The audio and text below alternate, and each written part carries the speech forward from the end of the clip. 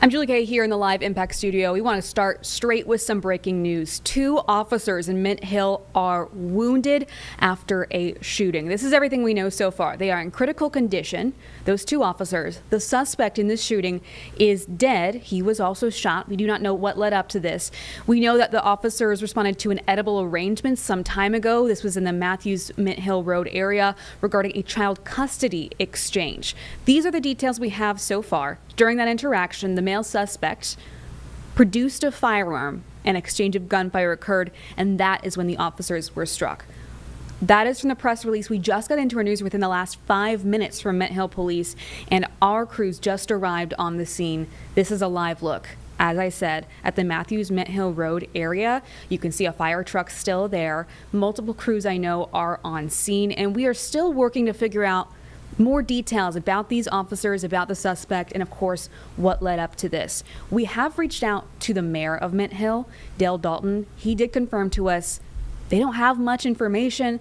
They do know that both officers are awake and alert. So some good news out of this situation. Critical condition, but awake. Of course, we know they're most likely being transported to a hospital right now. We want to pull up this map as well. So if you're not familiar with the area, this is exactly where you were just looking. As I said, it was an edible arrangements. So it's kind of near the supermarkets. It's a very commercial area. Lots of businesses, restaurants on this fairly main road. So kind of an odd place for something like this to happen in the middle of the day. As we said, it was a child custody situation that led up to this. So still working on some more details. All we know is that this is a male suspect that was shot and killed. We do not know ages of anyone involved. We do not know where the potential child is right now.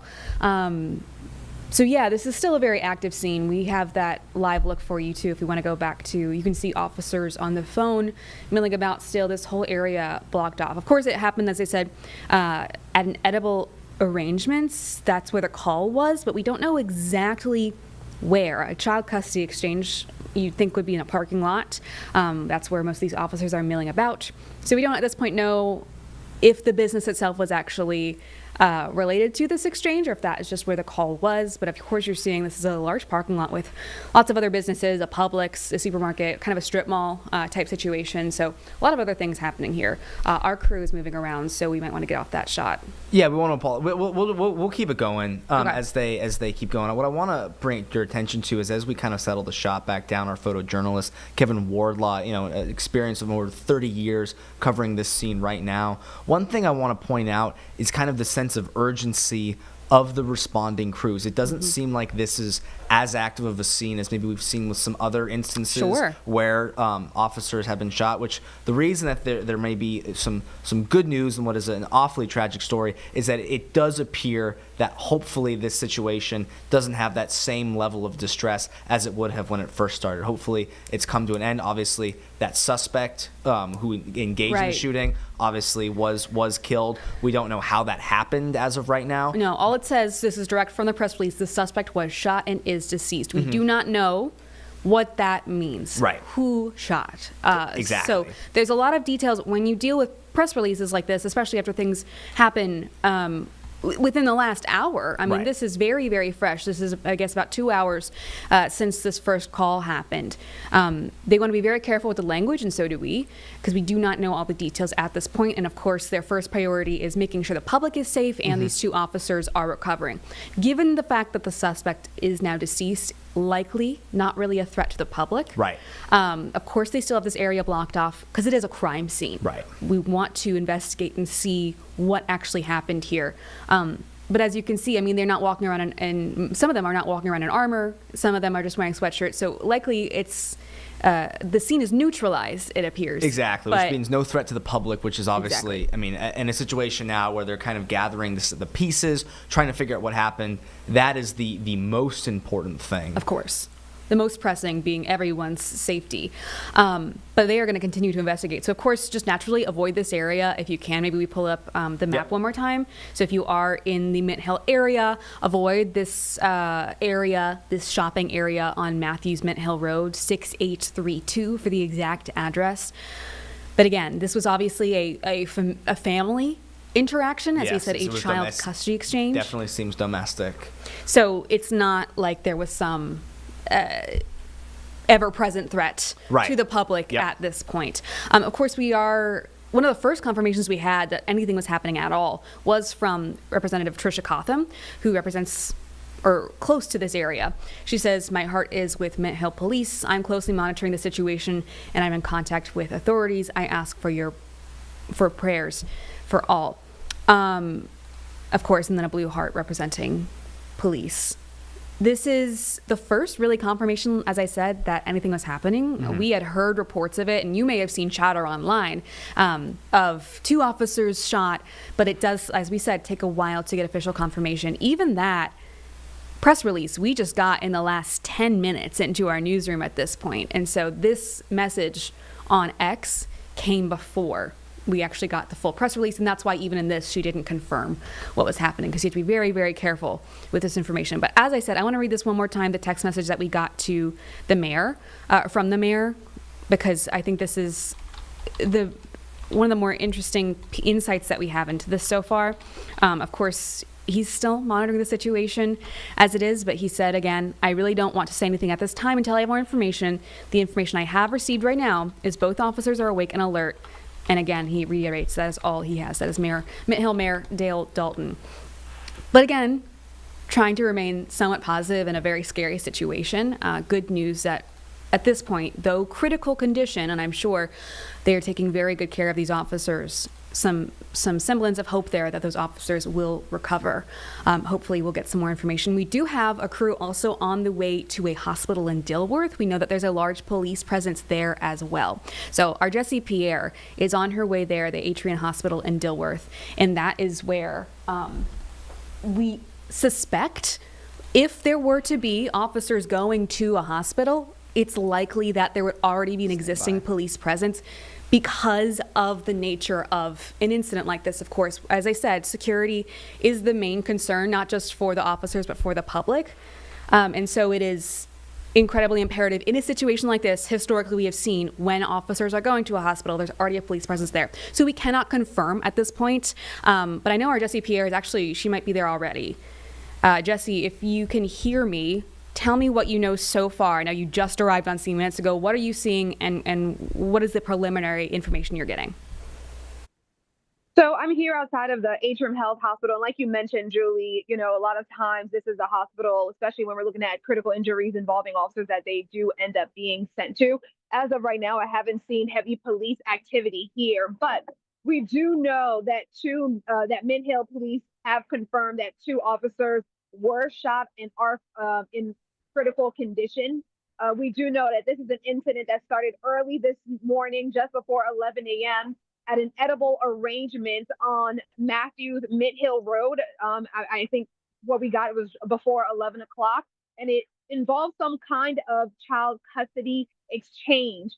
We know that during the interaction, according to a press release sent by police, that when officers got there, there was a man who produced a firearm, a weapon. There was some level of exchange, and 2 officers were hit. 2 officers were shot.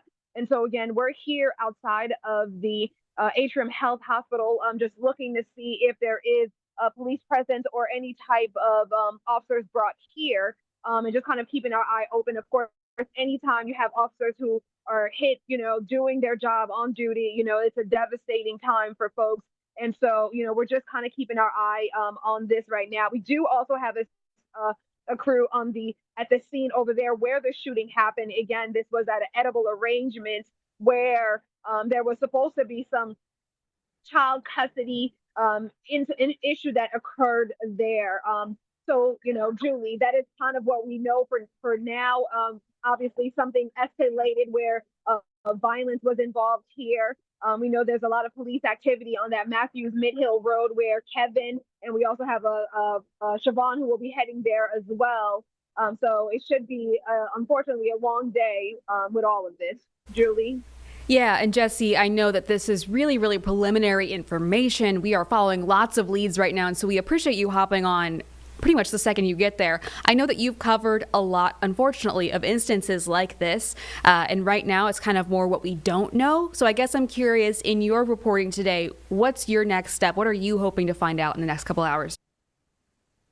Like you mentioned, there's probably so much information that, there's so many questions, right? We have a child custody case and, we want to know what happened. And in cases like this, you just kind of have to wait really for police to kind of release the details. They did confirm again that 2 officers were hurt, were shot.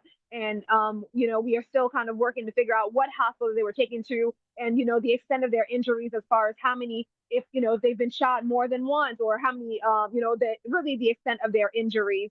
And so right now it's just a lot of prayer to the officers who were involved. Right now, their identities have not been released. Just a lot of prayer and different feelings of hope and so forth for the officers that were involved in the shooting. But again, you're dealing with a child custody issue that really escalated to where we have 2 officers shot. Yeah, a really, really scary situation. I know those officers, the rest of the officers with Mint Hill Police are not just worried, but at the same time trying to investigate. And so that makes for a difficult situation. Jesse, we'll let you go so you can go hopefully get some more information for us. We really appreciate you hopping on. Thank you. Absolutely. And Jeb, I know that this is a lot of information. At this point, as we said, it's a lot of what we don't know. We still don't know the identities of the officers. We don't know really, other than the fact that this is some sort of child custody exchange, potentially outside of an edible arrangements.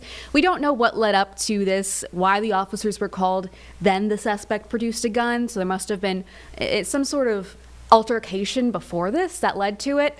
Of course, just a difficult situation in general, especially right after Christmas, to have this scare, not just for, obviously this is a very sad family situation, right. I'm sure, but also for those officers that are now hopefully going to be recovering fast from this. I know their families and their fellow officers are probably very, very concerned. But we still, as we said, do not know the names of these officers. We do not know the names of the suspect, the family, don't know the status of the child involved in this child custody exchange or the other person. Mm-hmm. So there's a lot of unanswered questions about how we ended up here.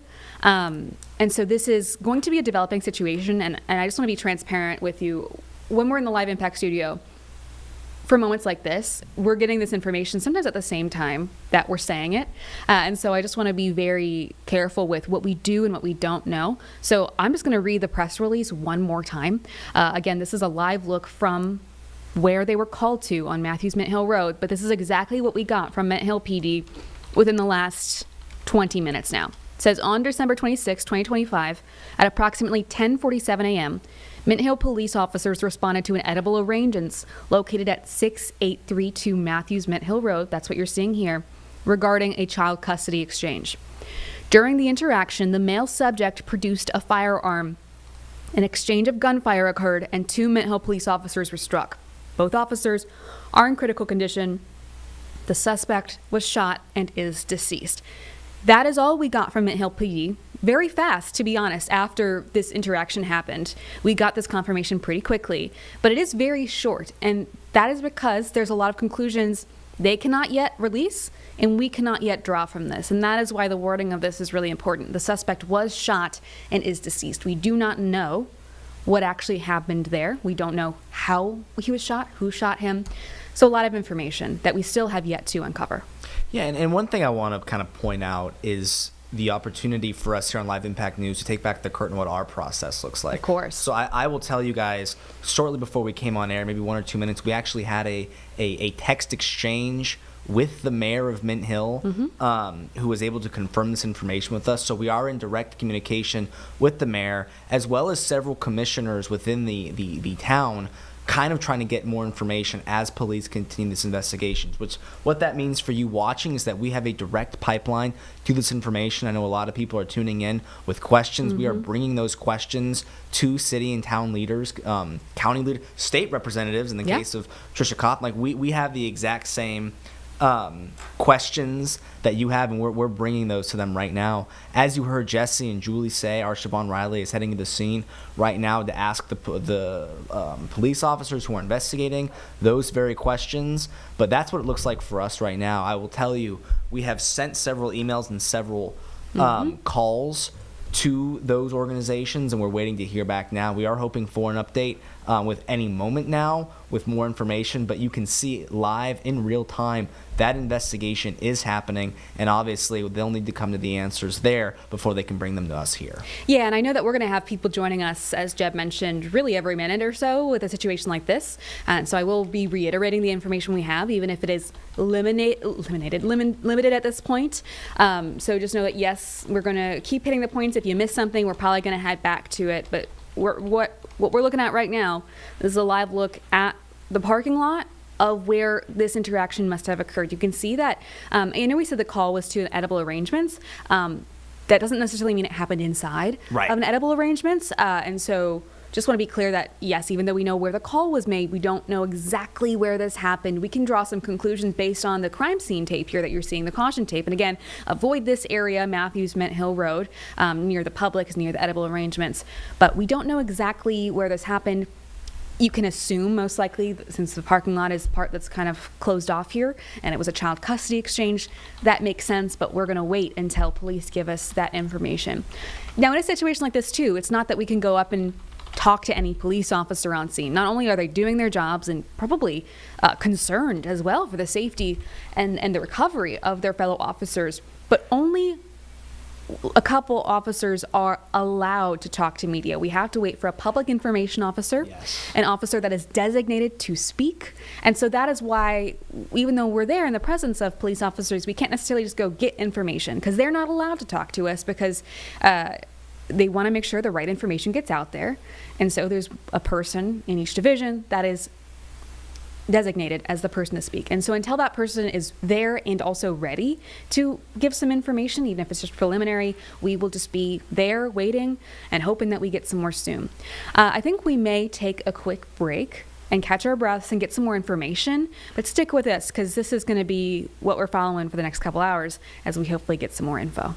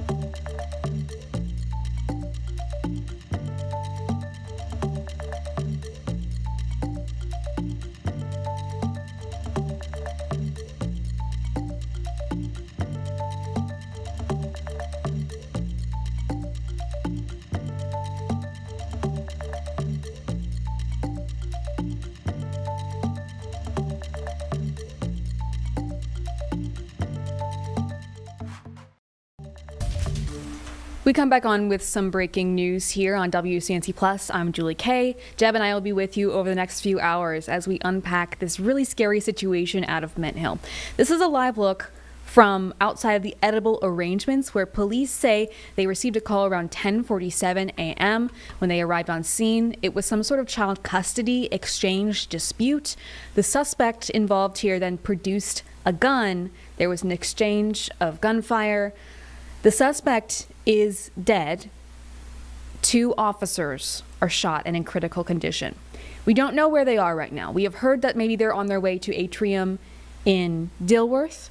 but we have not confirmed that at this point. We have a crew in that area hoping to get some more information on their condition.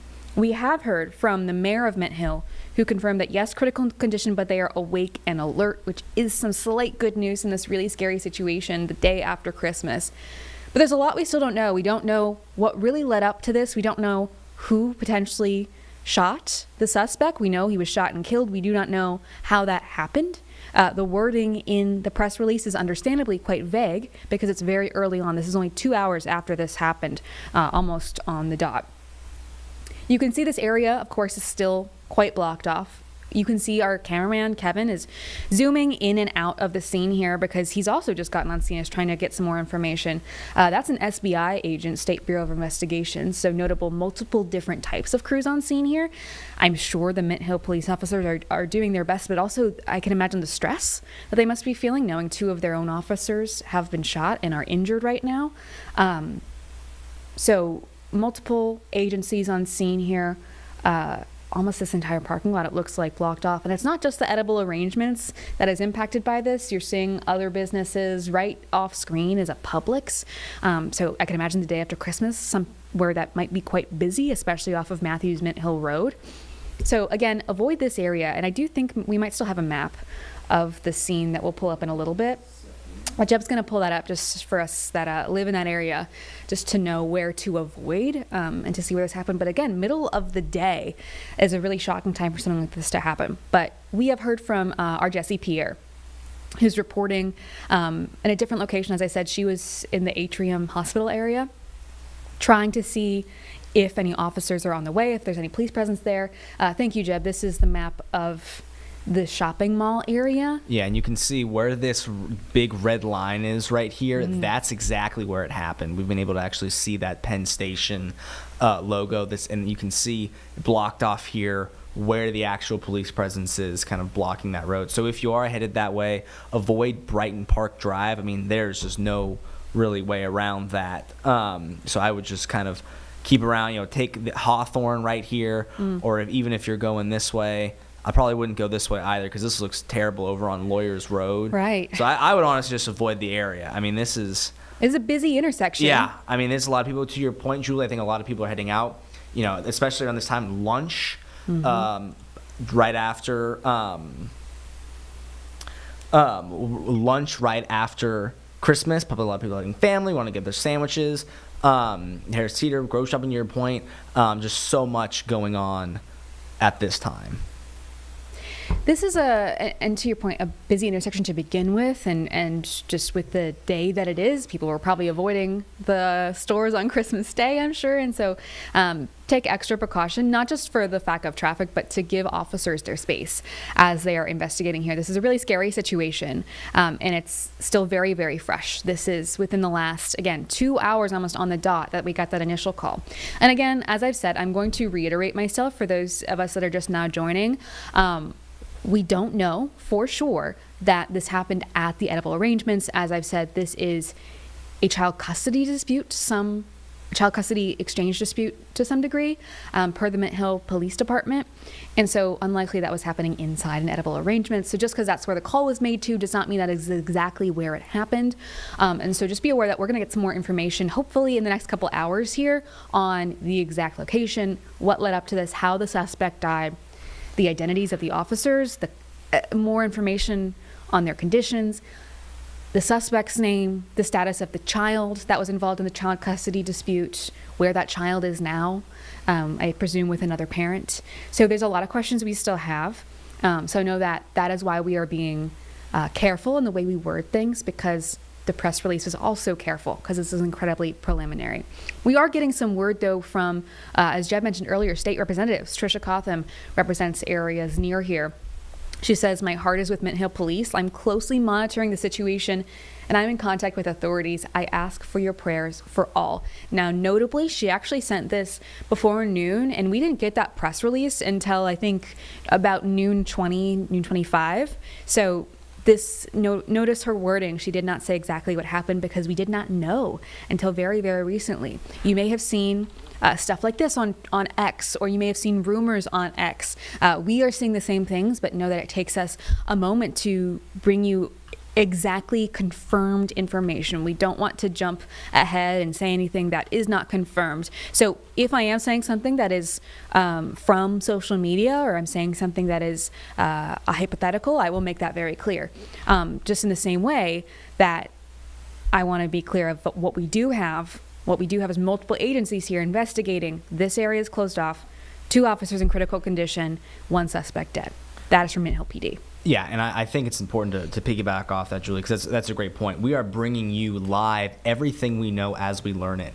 In real time, we are in communication with the mayor of Mint Hill, with several commissioners there, as well as the police department and several investigating agencies.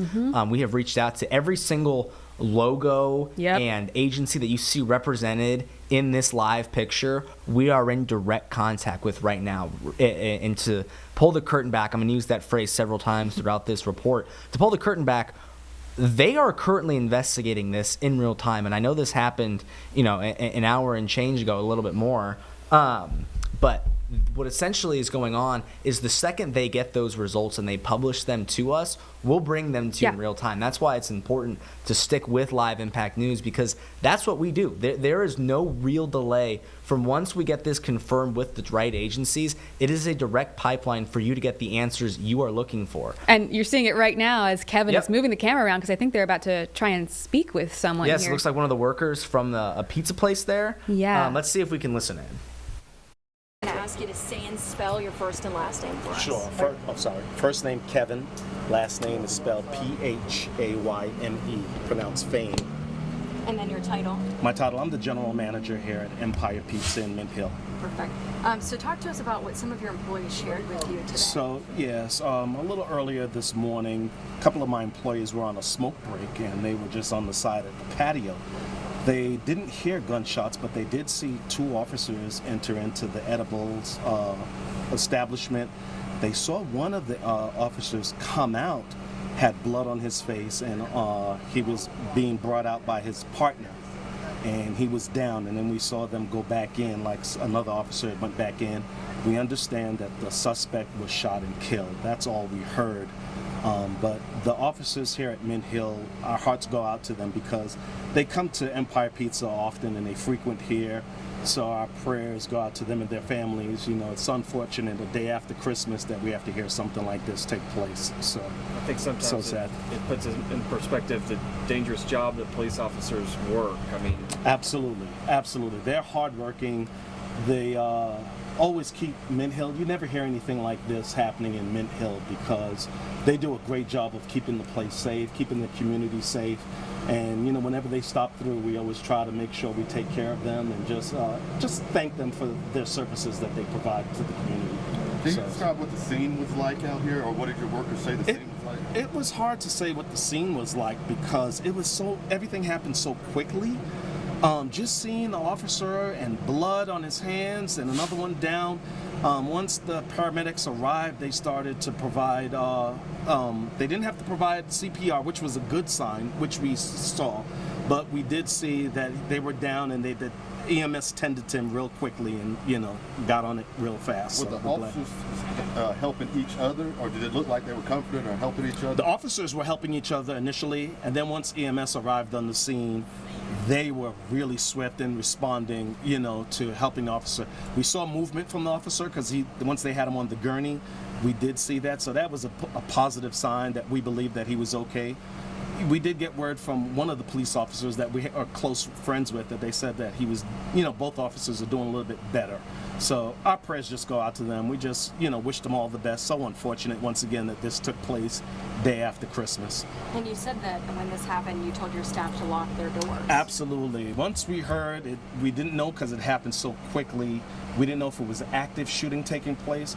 So the response was just to come inside, let's lock the doors until we get further information. Let's secure our business and make sure everybody's safe. And as the general manager, that's one of my duties, just to make sure that my team is safe, make sure everybody's okay. And then once we get word from law enforcement or the authorities, then we went ahead and then opened up for business. But it's so unfortunate to hear that. Last thing for me, Kevin, and it's Yes, sir. what was it like to get that word that those officers are doing better. That was comforting. Of course, our prayers still go out to them because nobody ever wants to receive that call, family members or their loved ones, that this took place any day, much less the day after Christmas. But to hear that they're at least in stable condition was definitely comforting. And like I said, our prayers are going to continue to go out to them. So can you say and spell your name again for me? Sure. First name Kevin, last name Phayme, Phayme, pronounced Phayme. Thank you, Kevin. My pleasure. That makes our job easier. Just General Manager. Okay, so that was the general manager of Empire Pizza, a nearby business, recounting what he saw. And it sounds like, from his perspective, he actually got a pretty clear view of what he says happened here. Again, I want to be clear that just because a witness says something does not mean it's confirmed by police. We are still waiting for the public information officer from Mint Hill PD or a neighboring agency to tell us some more information officially from police.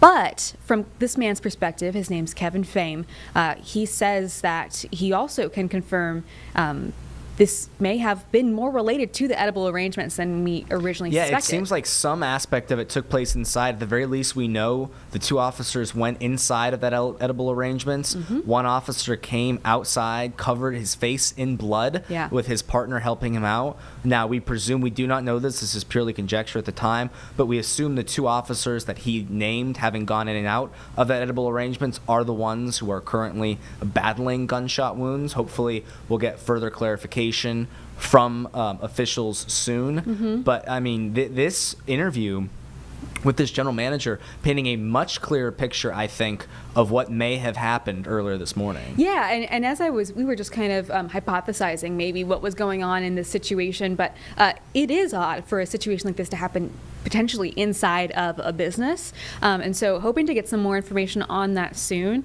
And it is also, though, good news that he reiterated kind of what Mayor Dalton said about they are awake and alert. Mm-hmm. He mentioned that, of course, emergency crews were on scene very, very quick. EMS response, I'm sure, was very swift for a call like this, but they did not have to perform CPR from what he could see, which is a very good sign.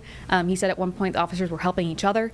And so really speaks to, hopefully, what we really, really hope is going to be a smooth recovery for these two officers. So a lot of information that we are still waiting to get, but that definitely helped clear things up. And we're going to have that interview cut pretty quickly here so that we can play it back if you missed the first part of that. That first part was really where he kind of unpacked his perspective from what he saw, where you described just the very graphic, seeing the blood and the officers come out. And so we're going to play that back for you in a little bit. Before we go to a quick break, I actually want to bring you to some other breaking news real quick. We have been following this house fire that is related. It's the same house that the 6-year-old girl was found dead in last week. We now know Charlotte Fire Investigation Task Force determined the cause of the fire was intentionally set. This is video from it, and that is a terrible scene to witness here. But we had suspected, because we originally didn't even know. If you were here with us on Live Impact 2 days ago, we didn't know if it was the same house. We just knew it was the same road. We then learned yesterday, I believe, that it is the same house. And now we know that it was intentionally set. We do not know intentionally why. A lot of 40s out but here. definitely a lot more questions to be answered here. If you aren't familiar with this story, CMPD is investigating after a child died. I'm gonna go behind the house. We actually had one of the suspects in court, I believe, earlier today. Just want to make sure Taryn rats McKnight, and stuff is running from the house. I believe. I'm but I hearing just the want to make audio on this. make sure ain't nobody in there. Sorry, everyone. To reiterate, sorry, the fire audio is loud. But just to reiterate what you may have missed, this fire we now know is intentionally set. It is the same house where that 6-year-old girl was found dead, last week. We know that police say she suffered abuse. There are multiple suspects in this case, one of which was in court earlier. Taryn McKnight was charged in connection to the abuse of that child. And this is, as I said, East Charlotte. This is the same house. And we do not know why the fire was set. We just know that Fire Investigation Task Force says this was a purposeful fire. Hoping to get some more information, especially as we have these multiple suspects now that are going to be going through their initial court appearances, hoping that we get some more information soon on this fire and how it may be related, if at all, to the fact that a child was found dead here. So a really scary scene on Gwynn Hill Road in East Charlotte. So something else we'll keep following, but we are, of course, going to get back to the big story of the day in a couple minutes, which is the 2 officers shot in Mint Hill. Stick with us. Lots to get to.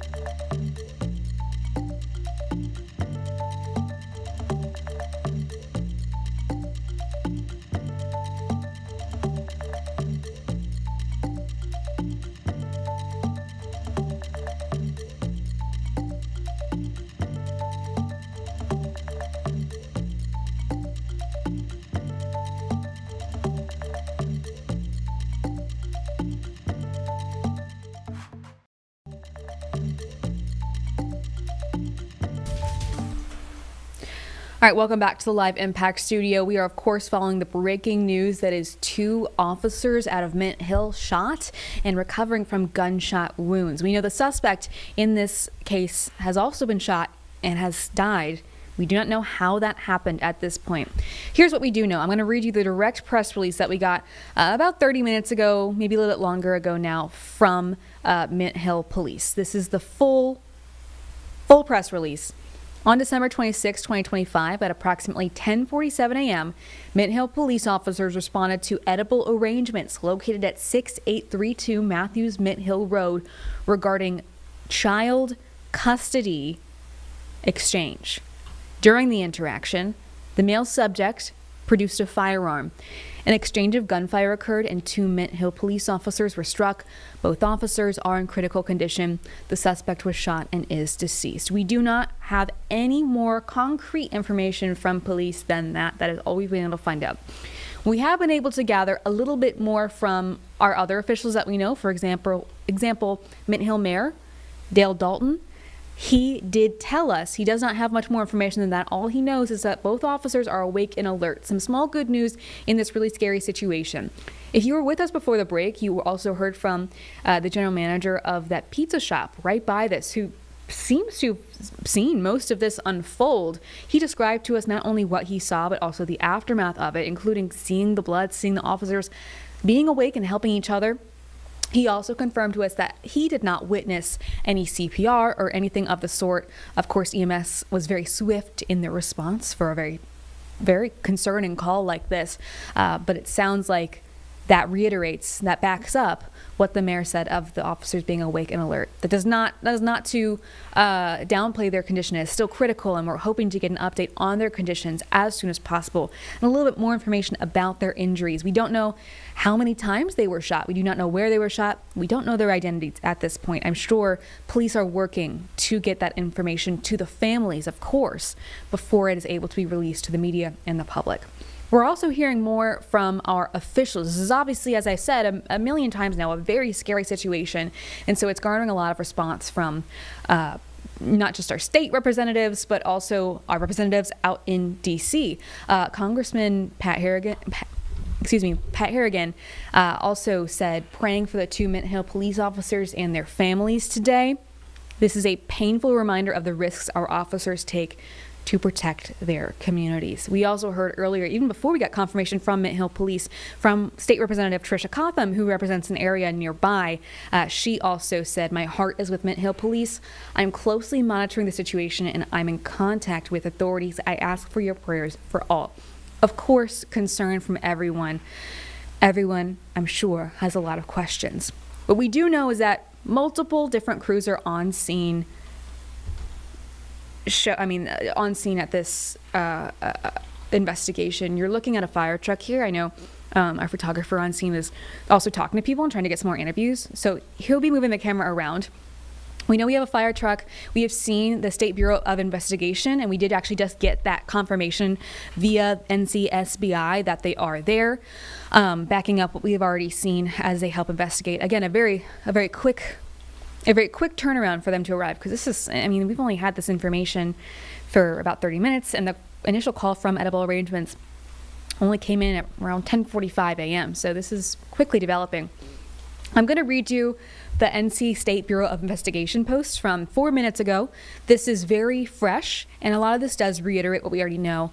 I'm reading this actually for the first time as I am out loud. This is what it says. The SBI has been requested by the Mint Hill Police Department to assist with an officer-involved shooting. SBI agents are on scene near the Edible Arrangement in Mint Hill. At this time, 1 citizen and 2 officers have been shot. The citizen is deceased. The 2 officers have been transported to a medical facility for treatment. That's new. We did not have that officially confirmed. We can gather that, but now we know that confirmed. They are believed to be in critical condition. The Mint Hill Police Department will release additional information when appropriate. The SBI will release information as our investigation progresses. This is not uncommon for a situation like this when you have police officers, any sort of law enforcement shot, to call in an external investigation. Of course, you want to give the officers in the department time and space to be concerned and to be with their families as well in an investigation, but also just to have that backup of people who are not so closely related to the situation is helpful.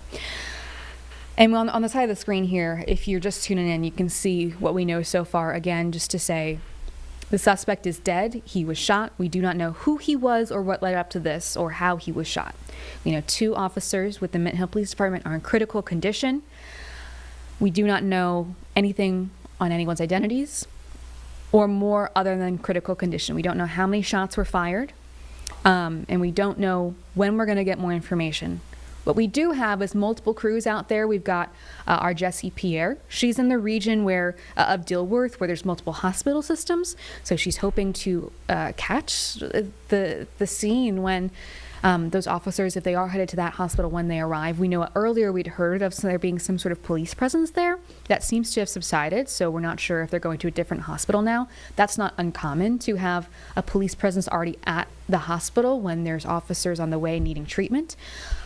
We also have our Siobhan Riley, who is on her way to the scene itself to meet Kevin Wardlaw and to hopefully talk to some more people who witnessed this. We heard earlier from the general manager of a pizza shop nearby who witnessed the whole thing unfold. He told us that it actually did have more relation inside the Edible Arrangements than we initially suspected. That is where the initial call came from. That doesn't necessarily mean in these calls, though, that it happened inside the business. And so that's why I was trying to kind of mitigate that assumption for a second there, because the whole parking lot is blocked off. And so it could have, especially with the situation, a child custody exchange, could have easily happened in the parking lot. But it sounds like, from his perspective, and this is not confirmed by police, it sounds like there was more interaction inside the business than usual for a situation like this. That's what we know so far. Obviously, as I said, a lot of questions still, but we're going to keep pushing for more info. As I've said before, we can't just go talk to a random police officer or State Bureau of Investigations. We have to wait for the official PIO, public information officer to arrive and to say that they're ready. Even in this SBI Facebook post, they said that Mint Hill Police Department will release additional information when appropriate. So that may mean that they do know more information, but it's not time yet. They have to be careful with when they release info, and that's why I'm being very careful with what I say. I know there's a lot of information after that's all over social media, and I know that in a situation like this, it's very typical to want answers fast, but we're going to be as transparent with you as possible, not just about what we know, but about what we don't and why we're not able to confirm things at this time. Taking a quick break, but stick with us. We'll be back in 2.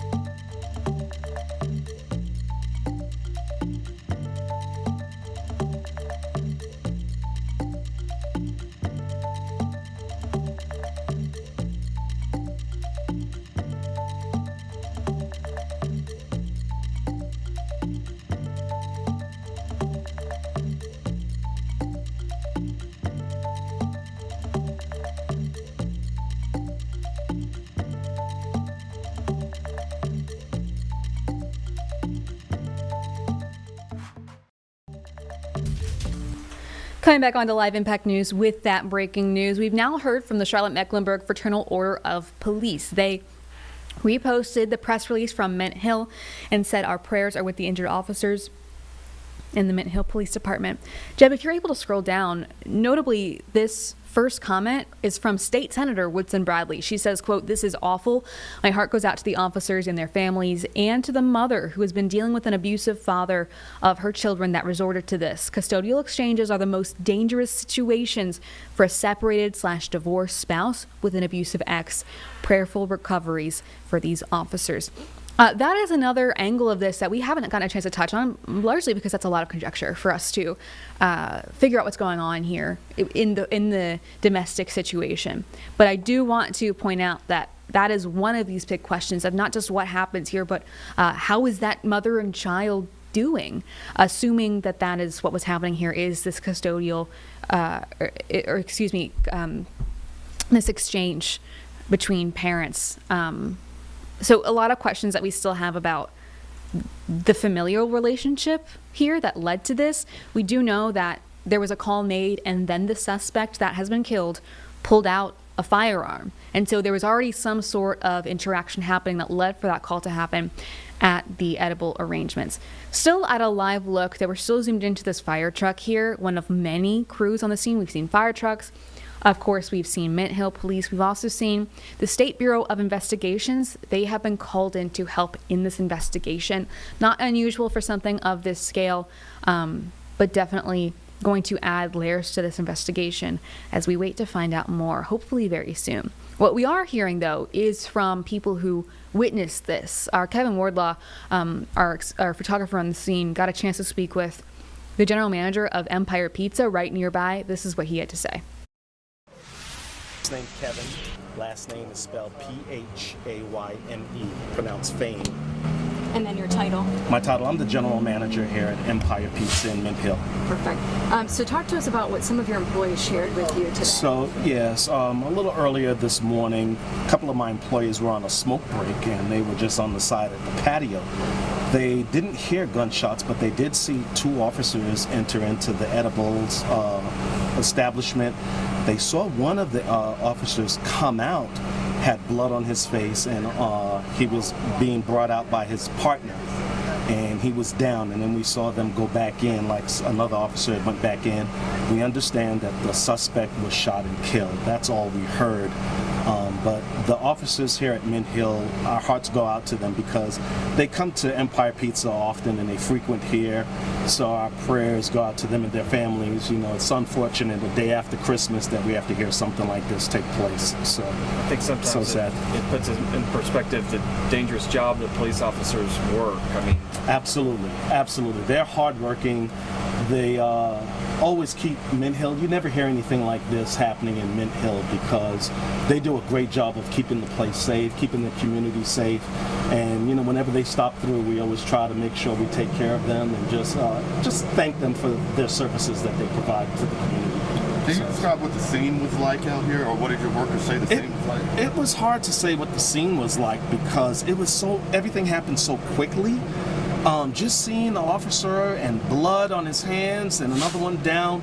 Once the paramedics arrived, they started to provide, they didn't have to provide CPR, which was a good sign, which we saw.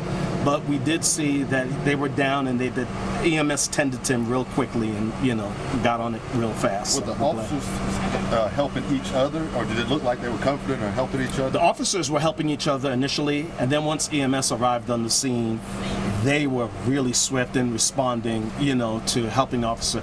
We saw movement from the officer because once they had him on the gurney, we did see that. So that was a positive sign that we believed that he was okay. We did get word from one of the police officers that we are close friends with that they said that he was, you know, both officers are doing a little bit better. So our prayers just go out to them. We just, you know, wish them all the best. So unfortunate once again that this took place day after Christmas. And you said that when this happened, you told your staff to lock their doors. Absolutely. Once we heard it, we didn't know because it happened so quickly. We didn't know if it was active shooting taking place.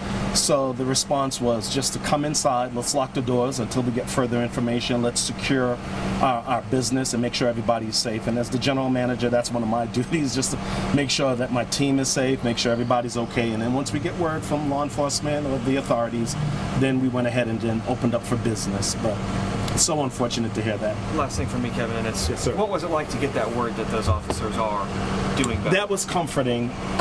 Of course, our prayers still go out to them because nobody ever wants to receive that call, family members or their loved ones, that this took place any day, much less the day after Christmas. But to hear that they're at least in stable condition was definitely comforting. And like I said, our prayers are going to continue to go out to them. So can you say and spell your name again for me? Sure. First name Kevin, last name Phayme, Phayme, pronounced Phayme.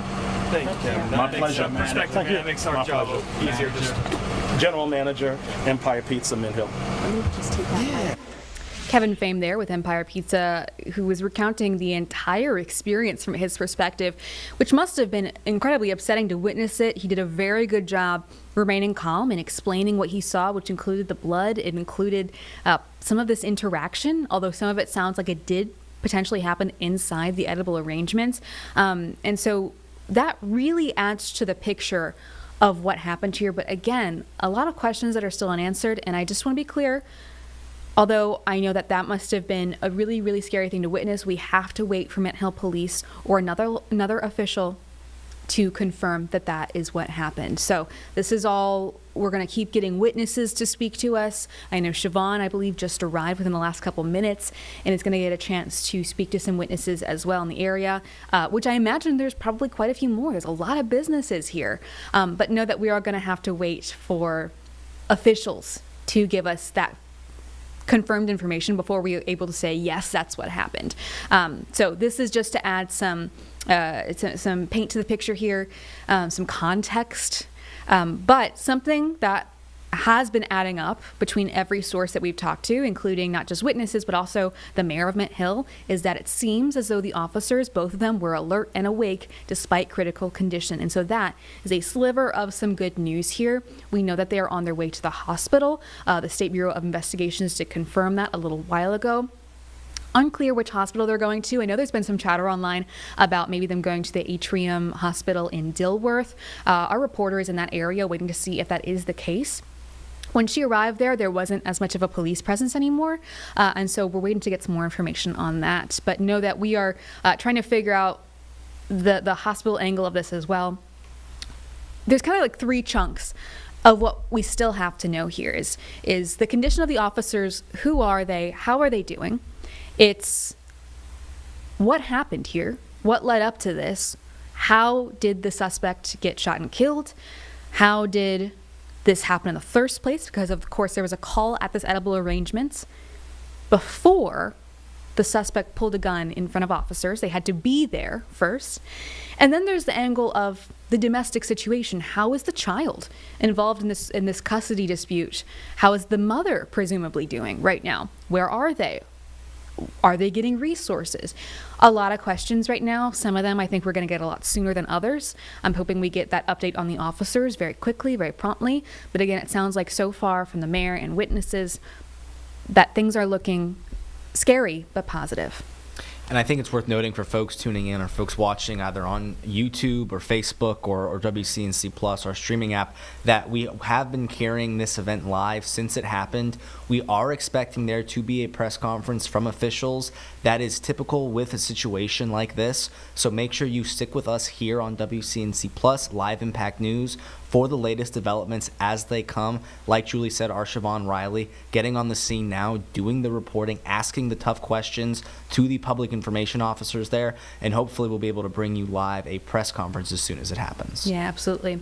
Hopefully that press conference is soon, but wherever that press conference is, we will be there. We've got, as Jeb mentioned, multiple crews in different locations as we work to get this information confirmed and work to get some context from witnesses who unfortunately had to see this really scary situation the day after Christmas. But yeah, as I said, probably a lot of witnesses potentially. This is a large shopping area. I'm actually going to pull this picture back up, this live picture. I know it's the same, but I just want to point out we got the edible arrangements, a business right next door, and then right off screen is a Publix. And so you can imagine the day after Christmas, probably pretty busy. People cleaning up after the holidays, people that are just going about their normal grocery shopping after having, all these holiday meals. This would be the day that people are getting back potentially to doing their day-to-day live things. And this area, Matthews Mint Hill Road, is a big area for that in this part of the city. And so presumably there's more people we can talk to paint a picture of what happened here. But we're going to let our crews do a little bit more reporting out in the field. We will come back in 2 minutes with what we find out.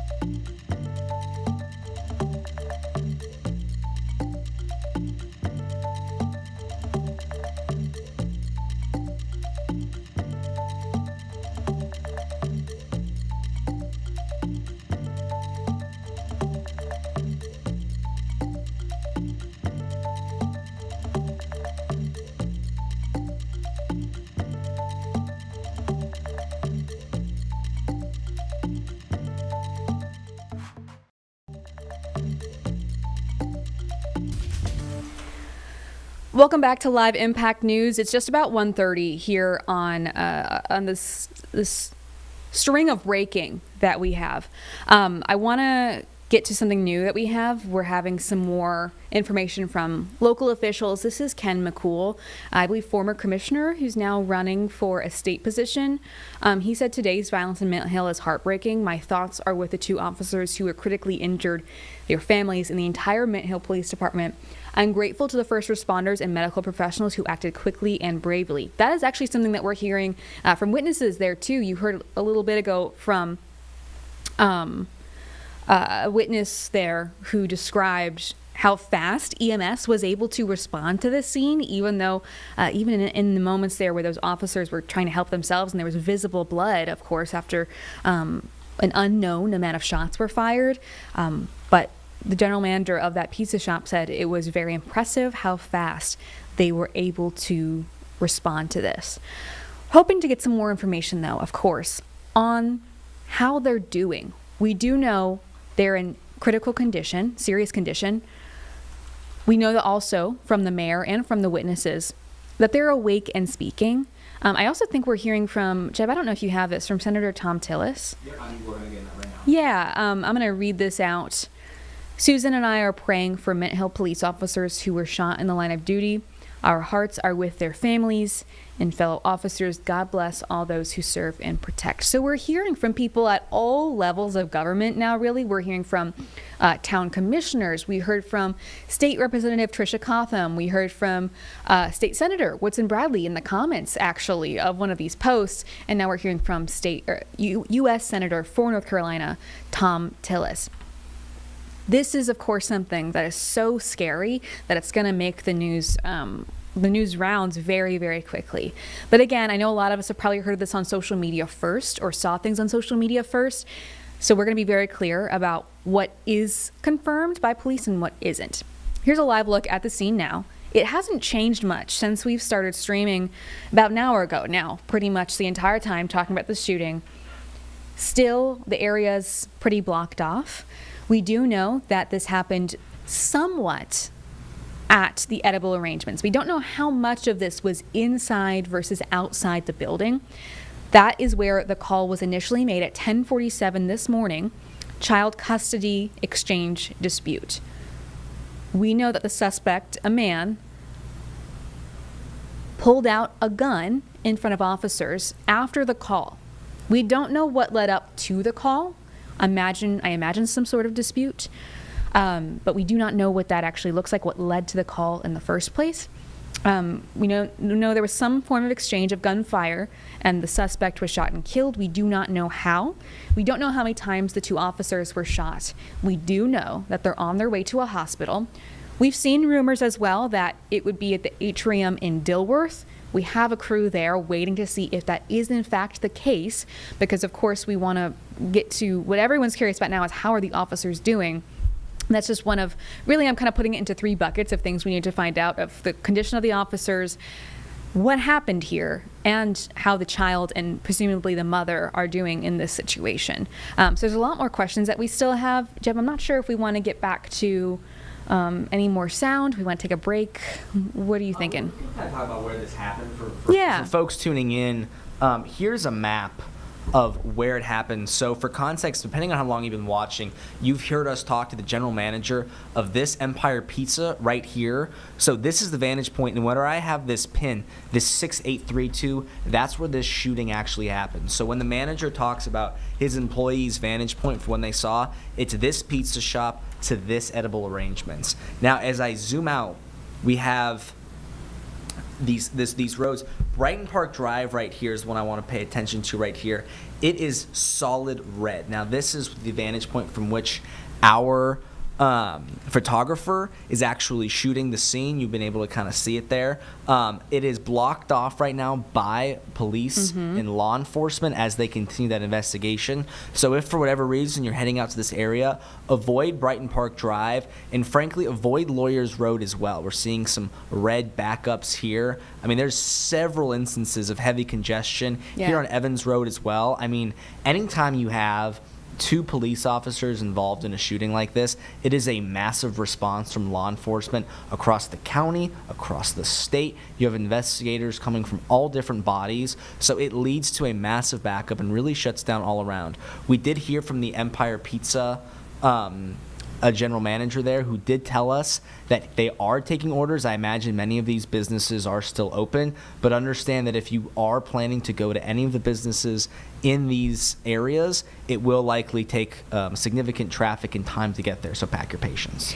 Yeah, especially knowing that today is probably a busy day for people getting out there, but we also just want to make sure not only are you not stuck in traffic, we want to make sure we give officials their space as they deal with this very serious investigation. We know that there are multiple crews on scene.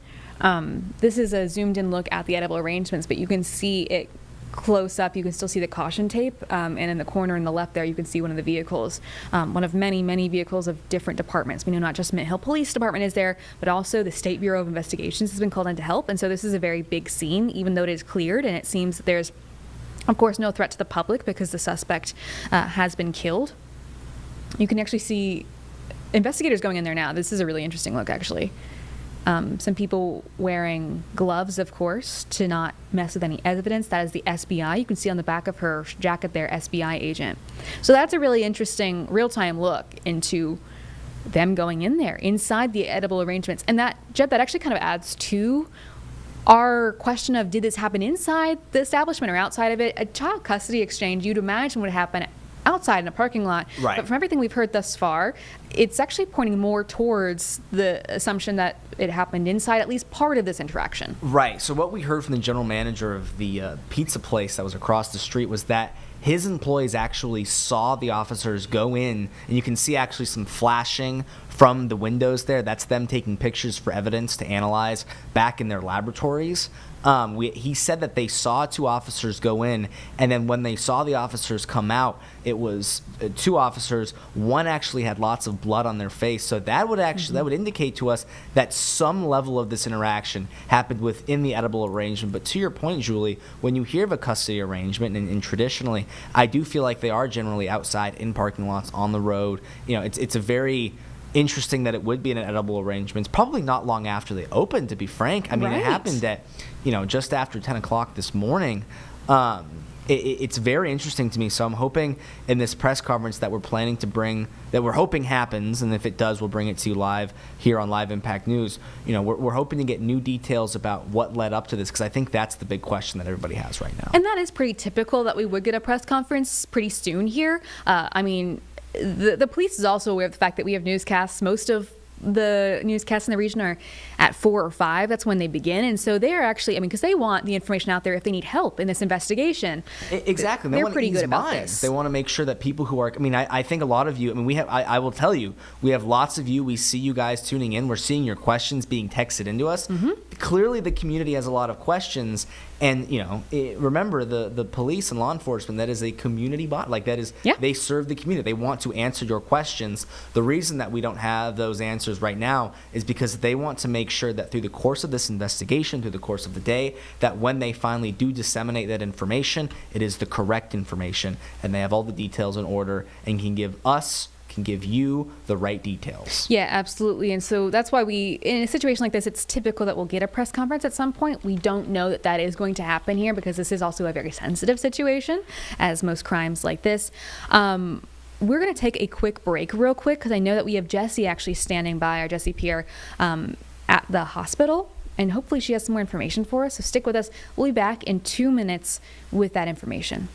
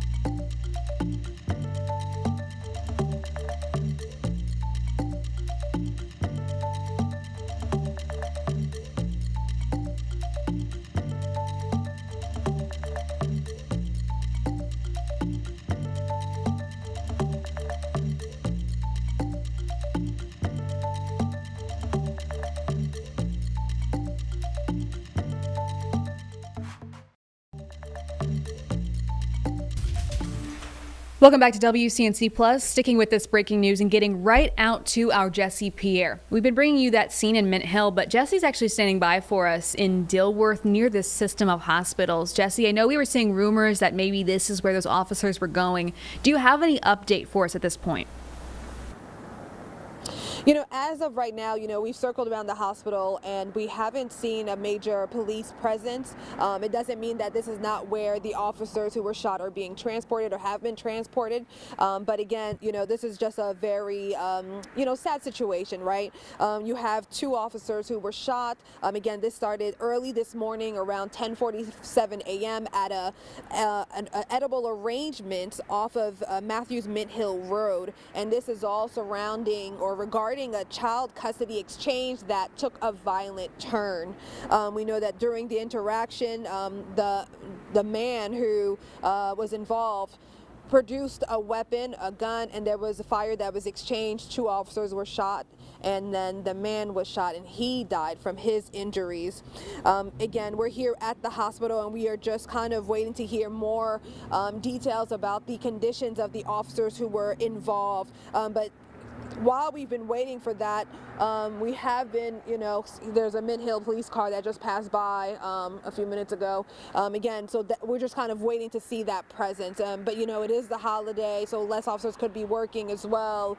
And also, that could be a sign that the injuries may not be, as serious. We know that once a person is shot, they always say critical injuries because of a gunshot wound. But there's been a lot of outpouring support and prayers and different kind of sentiments like that for the officers. Congressman Pat Harrigan, for example, put out a post saying, praying for the 2 Mint Hill police officers and their families today. This is a painful reminder of the risk our officers take to protect their communities. And one thing I've been seeing in a lot of the comments is that domestic related situations are usually some of the most dangerous calls for officers to respond to.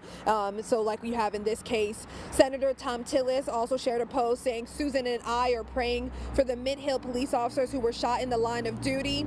Our hearts are with their families and fellow officers. God bless all those who serve and protect. So, we've been kind of seeing a lot of different posts and from, community and state leaders and so forth regarding this incident. Anytime you have officers who are injured doing their job, there's a lot of heartbreak that goes on, and folks are just kind of hoping that they are okay, that they make it through, especially during this time of the holidays. Julie? Yeah, and Jesse, and that's so helpful that you are able to give us that insight. I know you've unfortunately covered multiple instances like this, so knowing that critical injury is really any gunshot wound, but we are hearing from the mayor and from witnesses on the scene that they were alert and awake. That definitely doesn't mean they're out of the woods, but it is some semblance of good news. Hopefully you'll continue to hear more in your reporting today. Thank you so much for joining us, Jesse. Absolutely, Julie. We're going to take another quick break, but we're getting right back out to that scene when we're back in 2 minutes.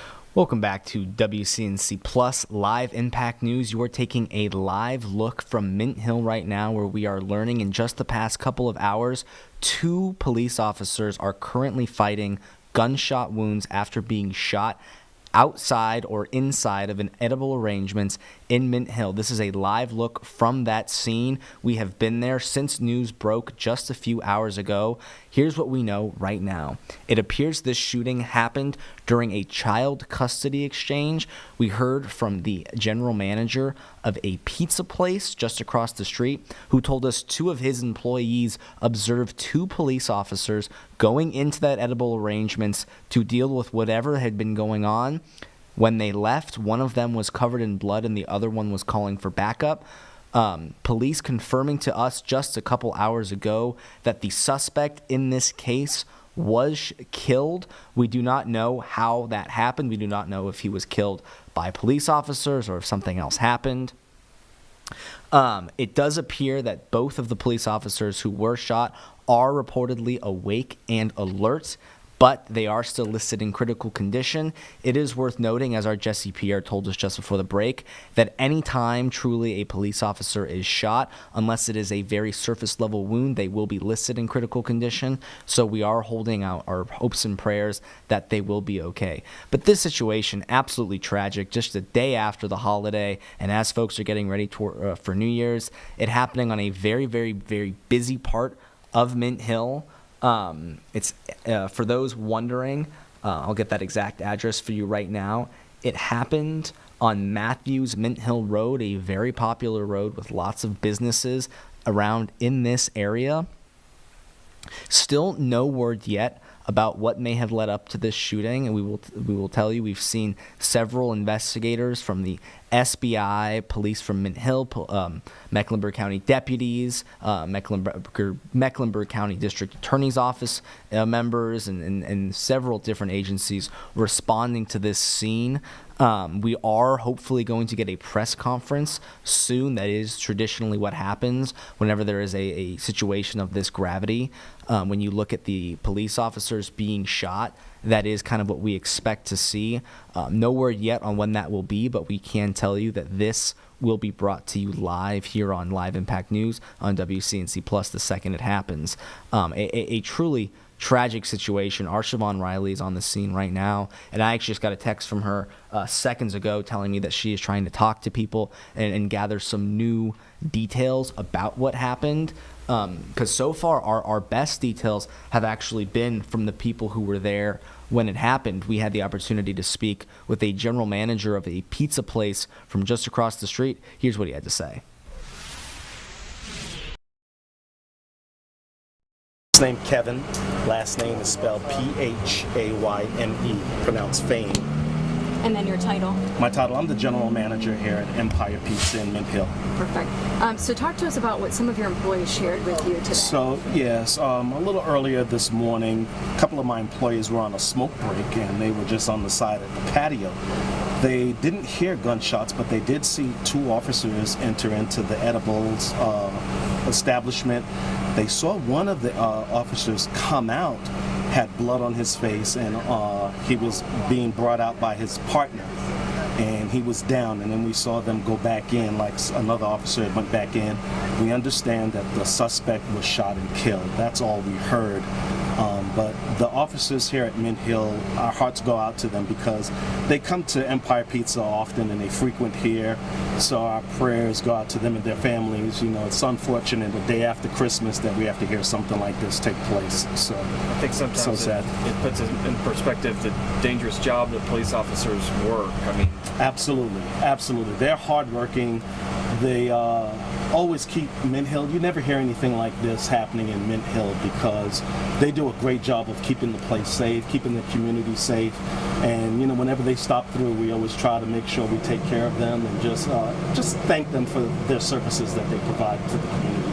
Can you describe what the scene was like out here, or what did your workers say the scene was like? It was hard to say what the scene was like because it was everything happened so quickly. Just seeing an officer and blood on his hands and another one down. Once the paramedics arrived, they started to provide, they didn't have to provide CPR, which was a good sign, which we saw, but we did see that they were down and the EMS tended to him real quickly and, got on it real fast. Were the officers helping each other, or did it look like they were confident or helping each other? The officers were helping each other initially, and then once EMS arrived on the scene, they were really swift in responding, to helping the officer. We saw movement from the officer because once they had him on the gurney, we did see that. So that was a positive sign that we believed that he was okay. We did get word from one of the police officers that we are close friends with that they said that he was, both officers are doing a little bit better.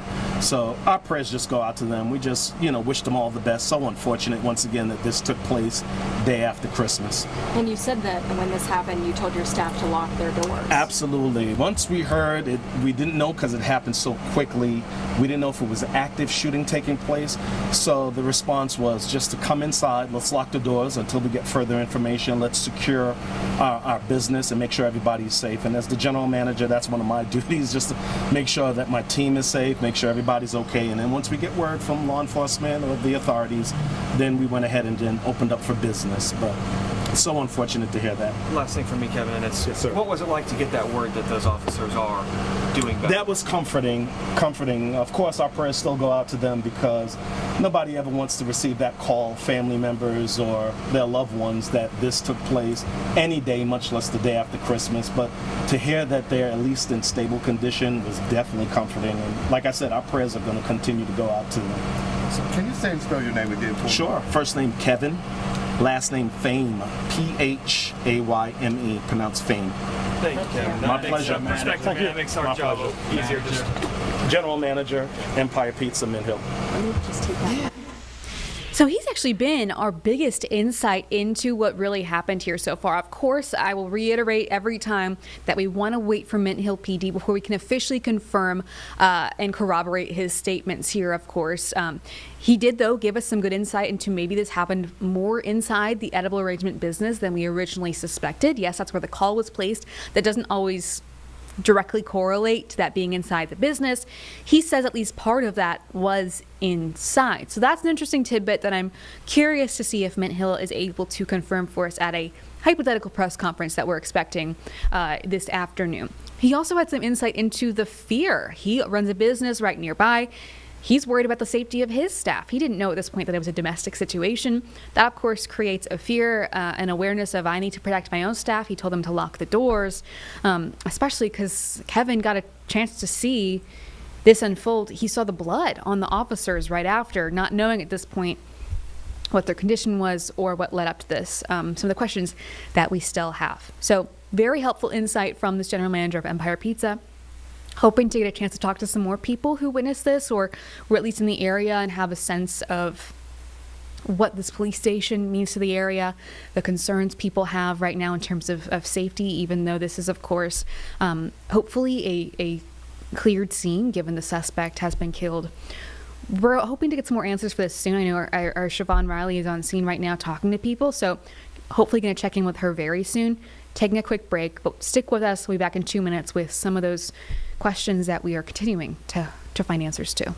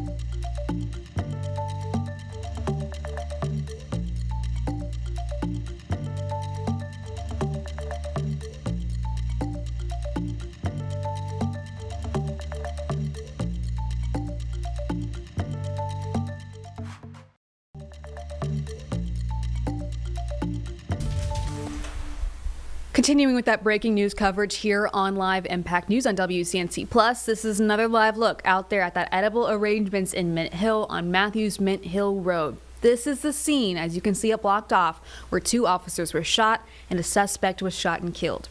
Again, we do not know how many shots were fired, how the suspect was killed, how he was shot.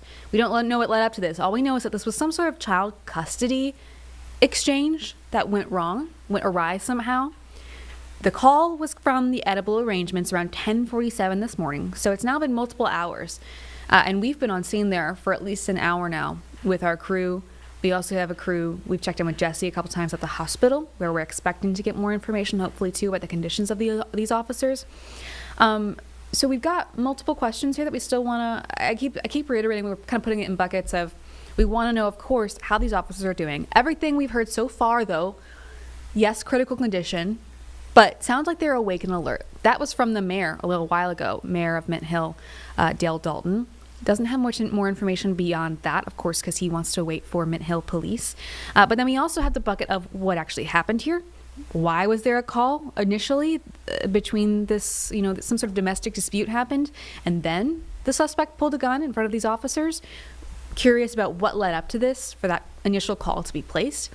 And then the question of how is this family doing? A child obviously was involved in this situation. How are they doing? Are they getting the resources they need? How is the other parents in this situation? So there is a lot of information that is still unable to be confirmed. Typically in a situation like this, you will get a press conference within a couple hours of it happening. Because, of course, especially if police need help or information on this family or need help investigating, they want people to call Crime Stoppers, call the police department. So, but of course, we're going to wait for that, because that is the key piece of information here, is an actual conversation with a police officer. A public information officer is what they are called when they're the designated officer allowed to speak about an incident. But they're still gathering that information. The fire truck is still there, multiple fire crews, multiple Mint Hill PD, multiple State Bureau of Investigations, and we do have that confirmed that they're on scene.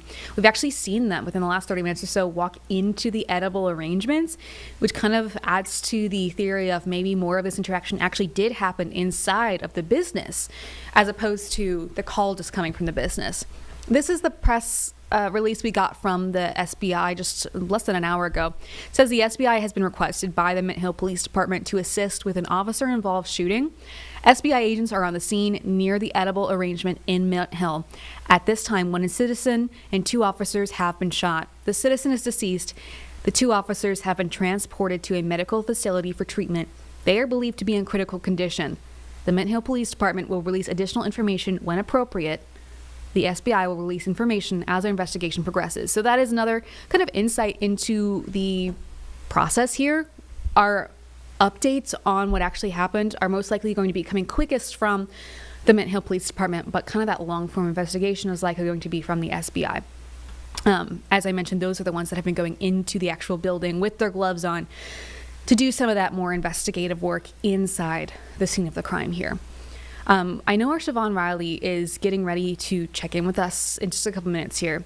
I think maybe, Jeb, should we take a quick break? Give her a second to get in front of the camera and get her thoughts together. And hopefully when we come back, we'll get a chance to speak with her, because she's been out there on scene actually talking to people who live in the area, witnesses. As I've said, this is a lot of businesses in this area. And so most likely a lot of people, presumably, who saw this happen, that hopefully we're going to get a chance to speak to soon.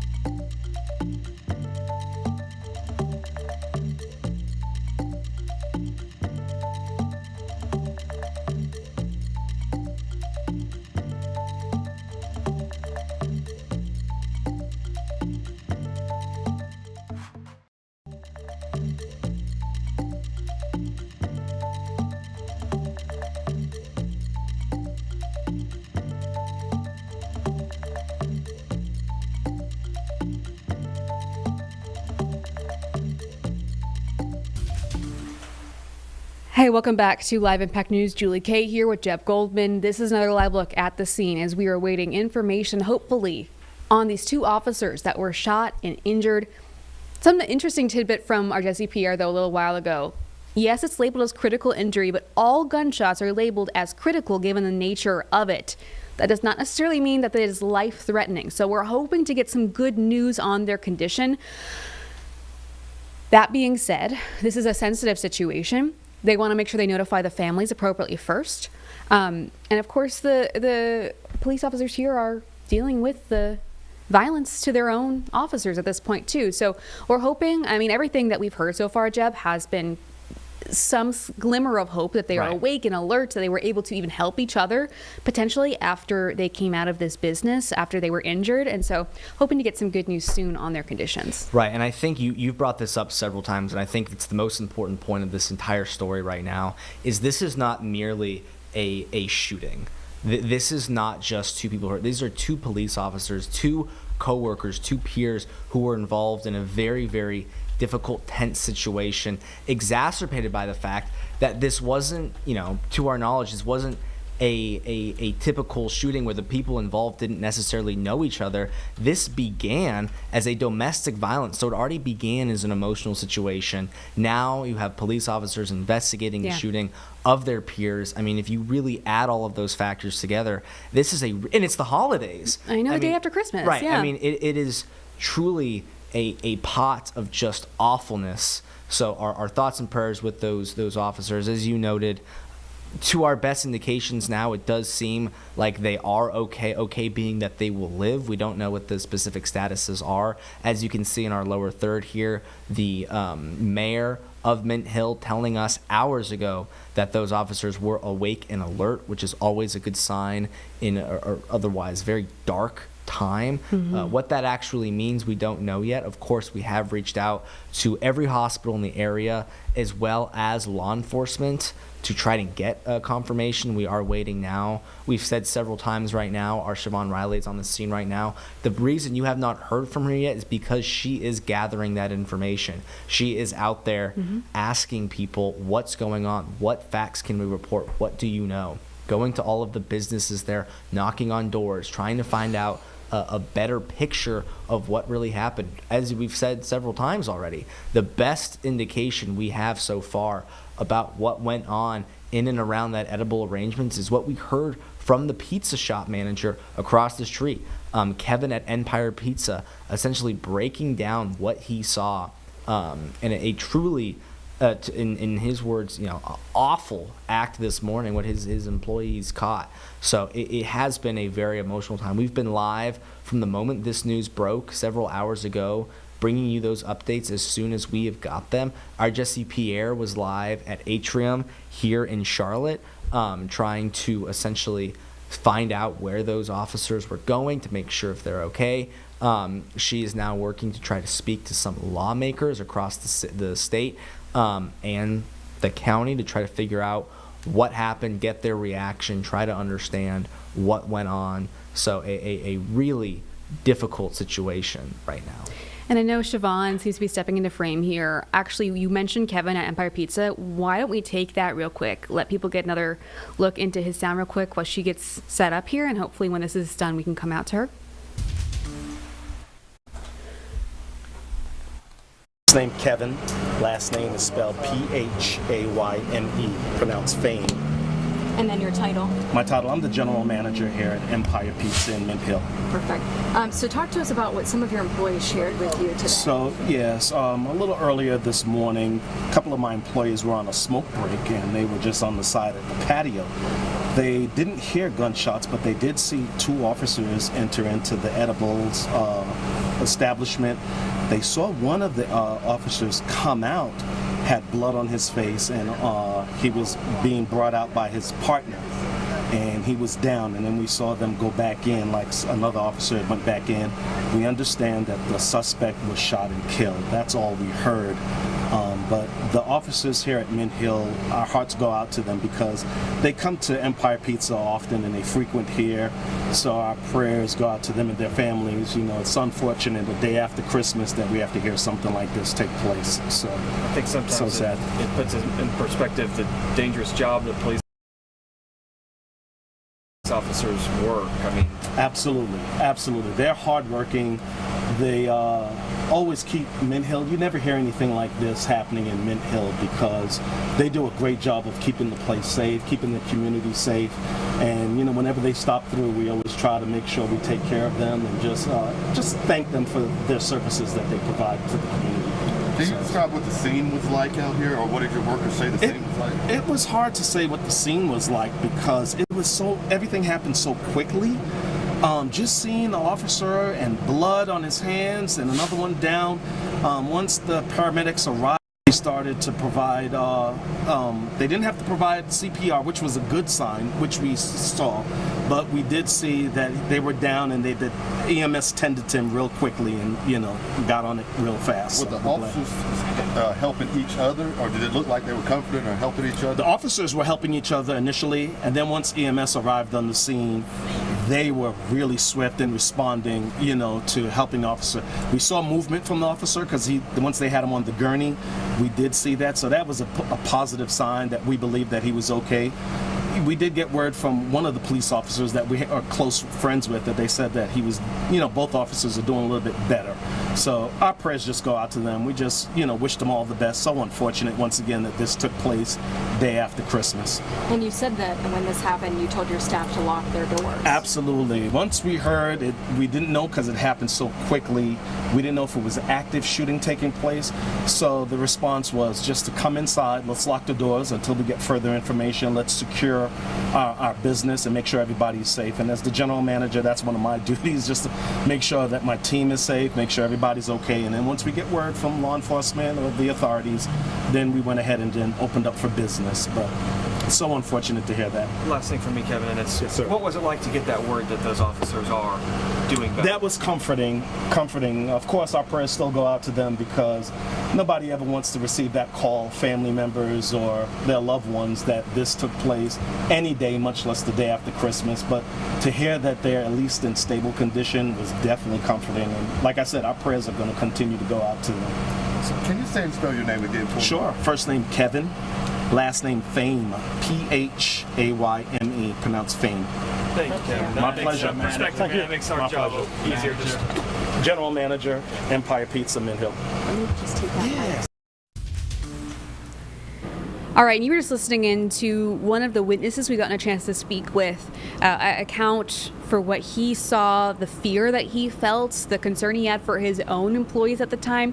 We're now joined by our Siobhan Riley, who's gotten a chance to be out there just for a little bit now, Siobhan, and I'm sure that this is kind of a similar story we're going to hear as you get a chance to speak with more witnesses.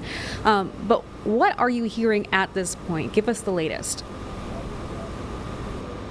Just want to break things down for you. As we have been telling you, 2 officers are in critical condition right now. The suspect is dead. This is what the scene looks like right now. We've seen officials coming in and out of that business. It happened at this edible arrangement store that you see right there. Officials are coming out of the business. They're gathering evidence. Mint Hill Police said officers responded to a child custody exchange at edible arrangements. This is on Matthews Mint Hill Road, when a man allegedly pulled a gun, and that led to that shootout. And witnesses that we've been talking to, they say they saw officers enter the store coming out bloody. The general manager of Empire Pizza, that is the restaurant across the street from the shooting, said his customers, or his employees rather, saw one of the officers coming out with blood on his face. We know right now that the SBI is on the scene. They are investigating. No word on that suspect, who that suspect was, but again, a very busy day, the day after Christmas. This is not the news that people wanted. We're going to continue to keep you updated on this story, and we will be sure to let you know as soon as we learn more information. Live in Mint Hill, Siobhan Riley, WCNC Charlotte. Now, Siobhan, I know that this is a really hectic scene and you haven't gotten a chance to be there for very long, but just for an insight into the process now, what is your reporting process going forward? Is it talking to witnesses? Are you in communication at all with police at this point? Well, Julie, as I was saying, we did speak with witnesses, and the witness said that his customers at this store that's right across the street, Empire Pizza Restaurant, said that they saw officers coming out, and the officers were bloody. One of the officers had blood on their face. We're still working to gather information from witnesses, but we are hearing from folks that they did not hear any gunshots out here on the scene, but we are working to gather more details. And again, just a very chaotic situation. A lot of people said they are afraid. We heard from the Empire Pizza restaurant owner who said that he's just doing everything he could to make sure that his employees were safe. And we will continue to keep you updated and let you know as soon as we get more information. Yeah, that sound from Kevin with Empire Pizza, we just had a little bit ago, and I know it's really just a stark picture to paint of the situation. Interesting, though, that you're also hearing people didn't hear gunshots. We'll let you get back to reporting out there. Thank you so much for joining us. We're going to take a quick break in here, but we will be back with some more in about 2 minutes.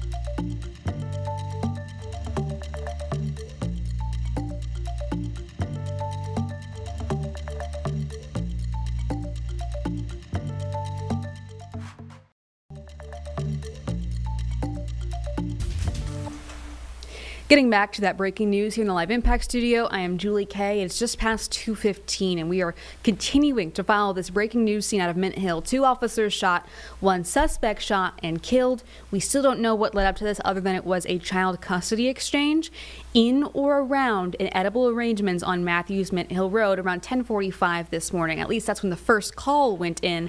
Then there was an escalation from there. We're going to get to some responses that we've seen from lawmakers. We're hearing a lot from not just the state level, but also the Capitol in Washington, D.C. Senator Tom Tillis says, Susan and I are praying for the Mint Hill police officers who were shot in the line of duty. Our hearts are with their families and fellow officers. God bless all those who serve and protect. Really good point there of not just the families, but also the fellow officers who are not just having to investigate this now, but also being concerned for their fellow officers. So very concerning situation. That's Senator Tom Tillis representing North Carolina at the U.S. Senate. Also want to get now to, I know we have Pat Harrigan, former Congressman Pat Harrigan. He says praying for the 2 Mint Hill police officers and their families today. This is a painful reminder of the risks our officers take to protect their communities. That is, again, former Congressman Pat Harrigan at the U.S. level representing North Carolina. And then we also have Tricia Cotham, a representative at the state level who represents an area nearby. She actually said this before we had confirmation in that press release from Mint Hill that this was in fact 2 officers shot. We'd seen rumors, and this is what she was basing it on at this point, and that is why she's not specific about the situation. But she says, "My heart is with Mint Hill Police. I'm closely monitoring the situation and in contact with authorities. I ask for your prayers." We also heard from the Charlotte-Mecklenburg Fraternal Order of Police. Of course, similar situation here. Our prayers are with the injured officers and the Mint Hill Police Department. Hopefully soon, we get some more updates on their conditions. The only thing we've heard so far is the same thing I've been reiterating. It's that text that we got from the mayor right after this happened saying that he knows they are alert and awake. We also know from our Jesse Pierre, who's covered many of these, that all gunshots are critical. Doesn't necessarily mean life-threatening. We also know that a witness saw them helping each other, but that witness also saw blood. And so, of course, these are probably very serious injuries, but it sounds like some glimmer of hope here that they are awake and alert, which is a good sign in a situation like this. Hoping to get some more information soon. As Jeb and I have said a couple times now, it's pretty customary to get a press conference at some point this afternoon, a couple hours after something like this happens. But again, this police department is also dealing with the fear and the stress of some of their friends and their coworkers being shot in such a very scary situation. They're also probably dealing with the family members, and there's a child involved in this situation. There's also multiple agencies on scene. We know the SBI is there, we know the fire department is there, and so there's multiple angles at play here that all have to interconnect and get all that information together. Whatever we do get, I imagine, is going to be preliminary. I'm actually going to take this is a live look at the scene. You can see SBI investigators taking crime scene photos of something outside of the edible arrangements. And that has been kind of one of our bigger conversations, is whether this was inside the building or out. Witnesses kind of say it was both.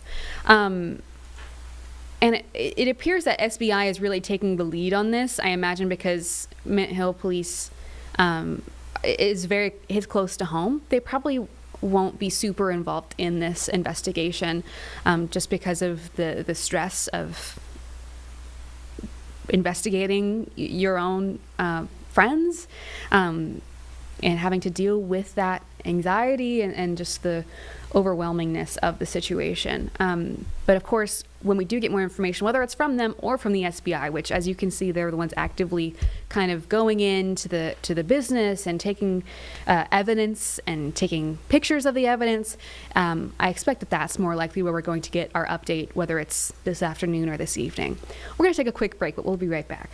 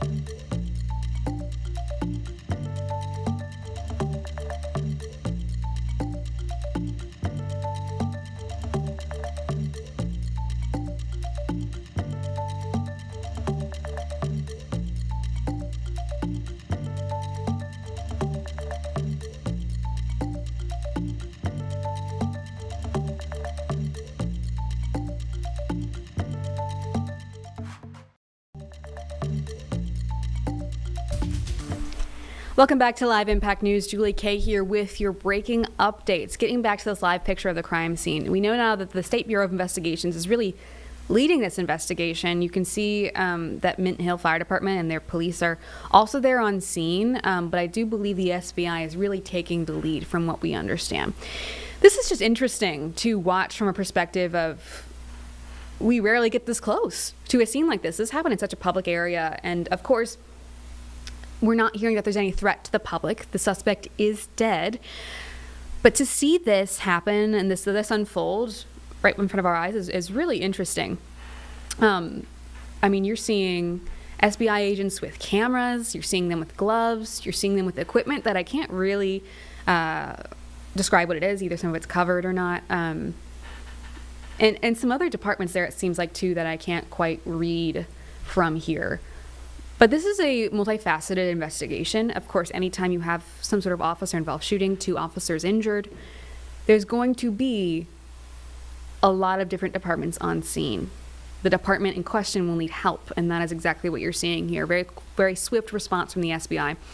It appears that they are collecting some sort of evidence or cleaning up some sort of evidence right outside of the edible arrangements, and that's really been the discussion that Jeb and I have been having throughout the afternoon here is when you hear, 1047 call from edible arrangements, that doesn't necessarily mean that that's where it happened. Right. And so this has been interesting to see. We've seen investigators with gloves go into the building. We're also seeing them collect stuff outside the building, whatever that may be. We cannot see exactly what it is because of the bushes. Right.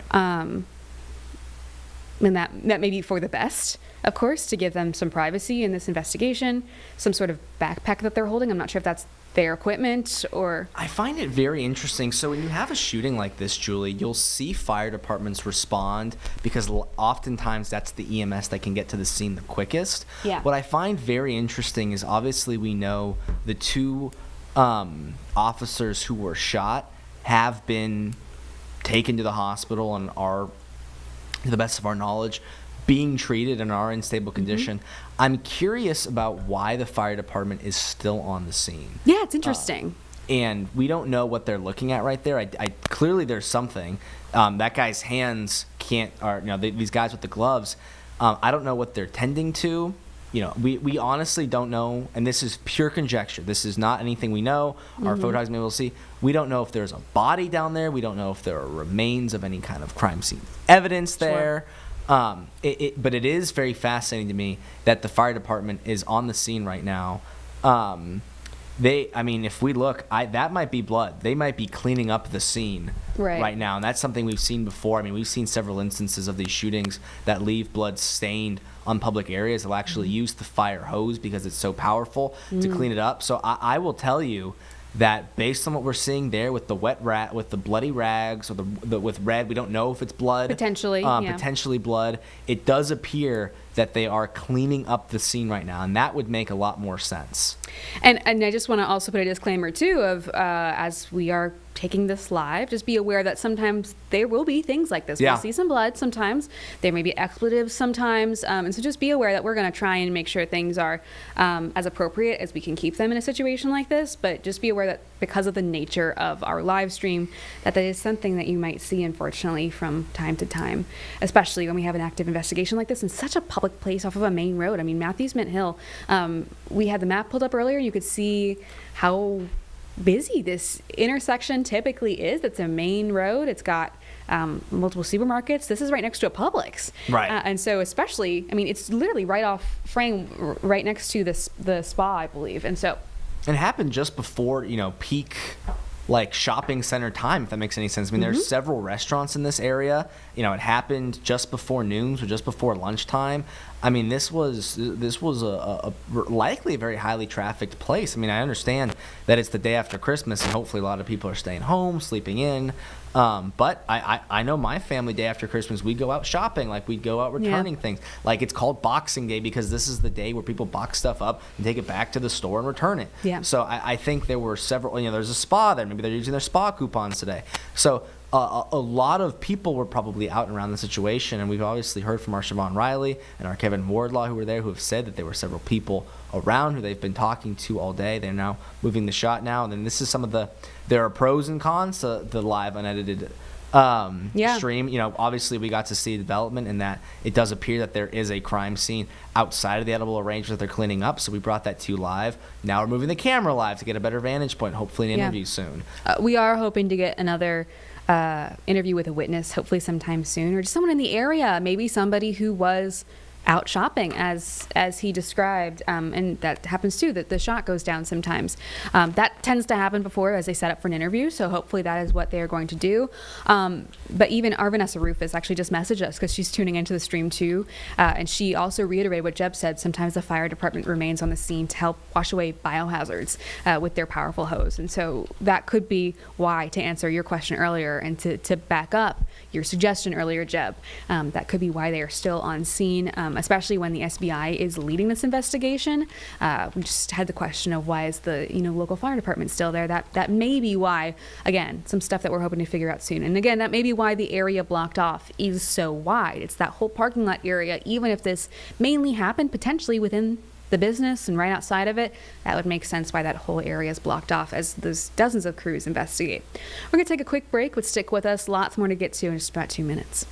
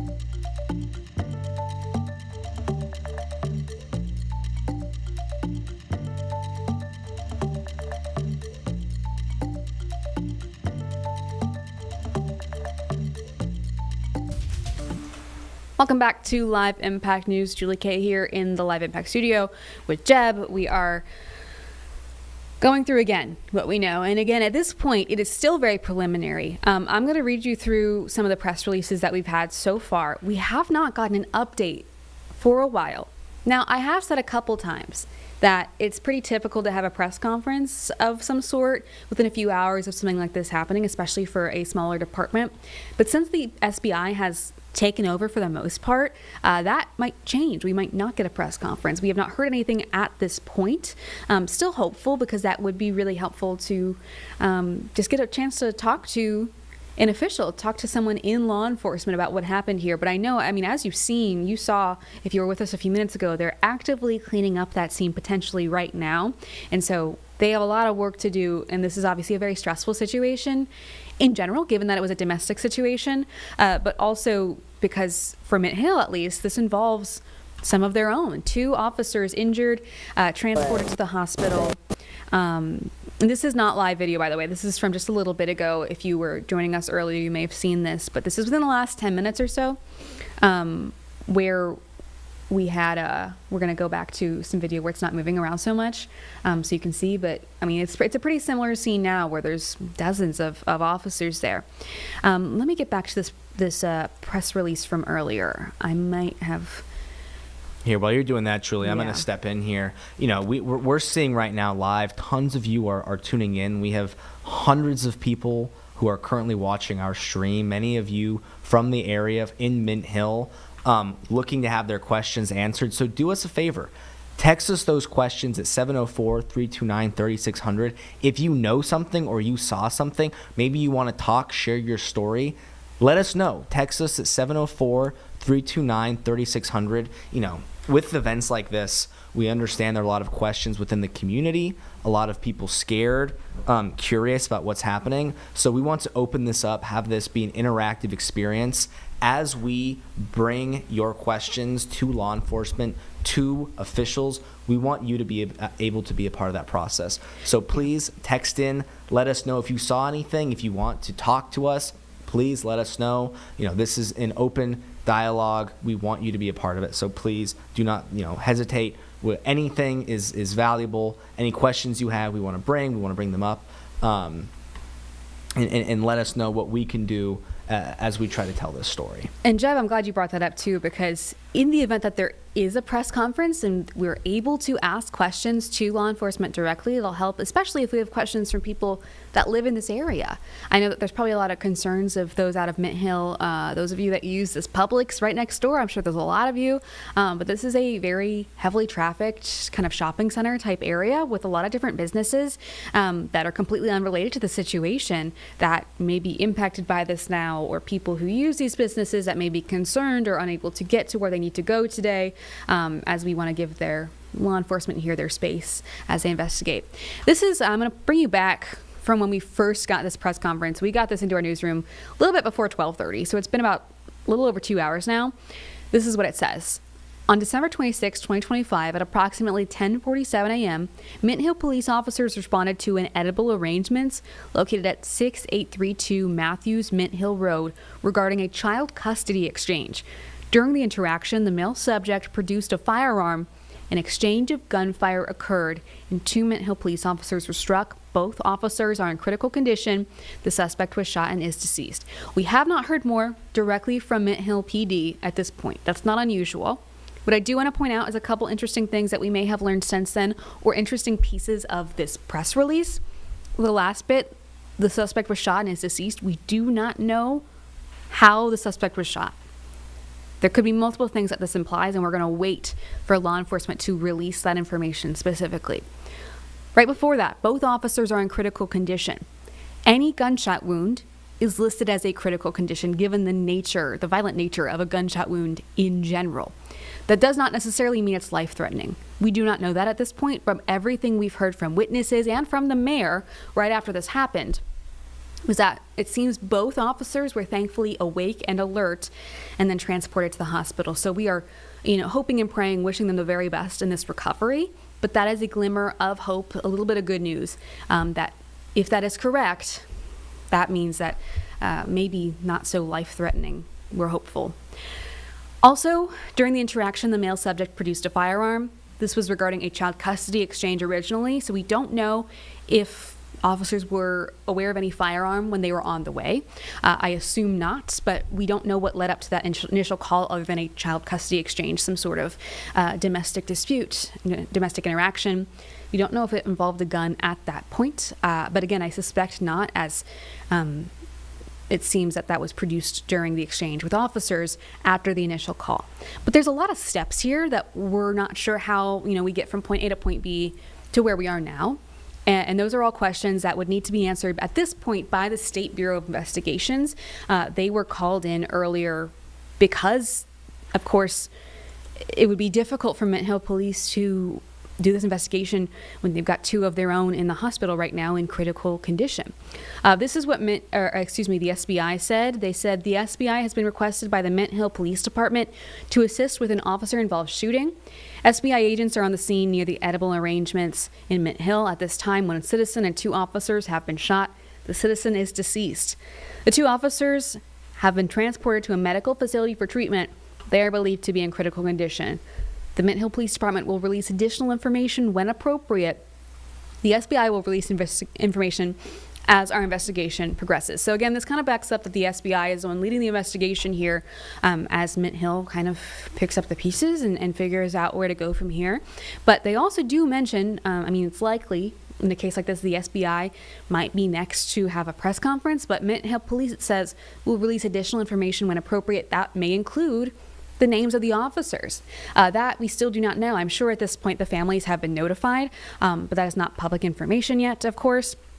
Something we are waiting to find out. We also want to know the extent of their injuries, and we want to know how many shots there were and what led up to this. So lots going on here, lots of questions still remaining. Hoping to get some more sound from the scene with witnesses and people who either were there witnessing this, like we heard from earlier, or from people who were, caught off guard, who were trying to go shopping, trying to go about their days and couldn't do it, or from some of those lawmakers that we got to speak to, or we got to hear from earlier on social media, on X, on Facebook. I actually think I think we have a viewer question. Jeb, did we have something from a viewer? Or is that okay? So this is some insight, and again, these are you guys texting in. So we seriously appreciate, while we cannot confirm, we do appreciate you guys helping us tell the story. A viewer texting us in some insight information on this shooting that happened. This viewer telling us the officers who were shot are awake and alert, confirming what we have heard from the mayor thus far.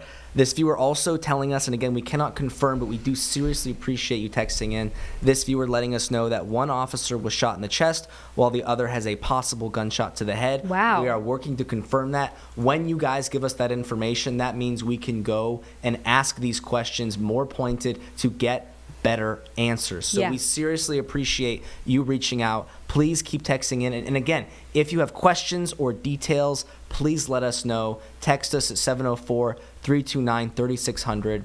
This is a big story. The community cares, and we want to make sure that we do our jobs to best keep you informed. And again, as much as we do appreciate, we have to put the disclaimer of we have to wait for the SBI or Mint Hill Police to confirm.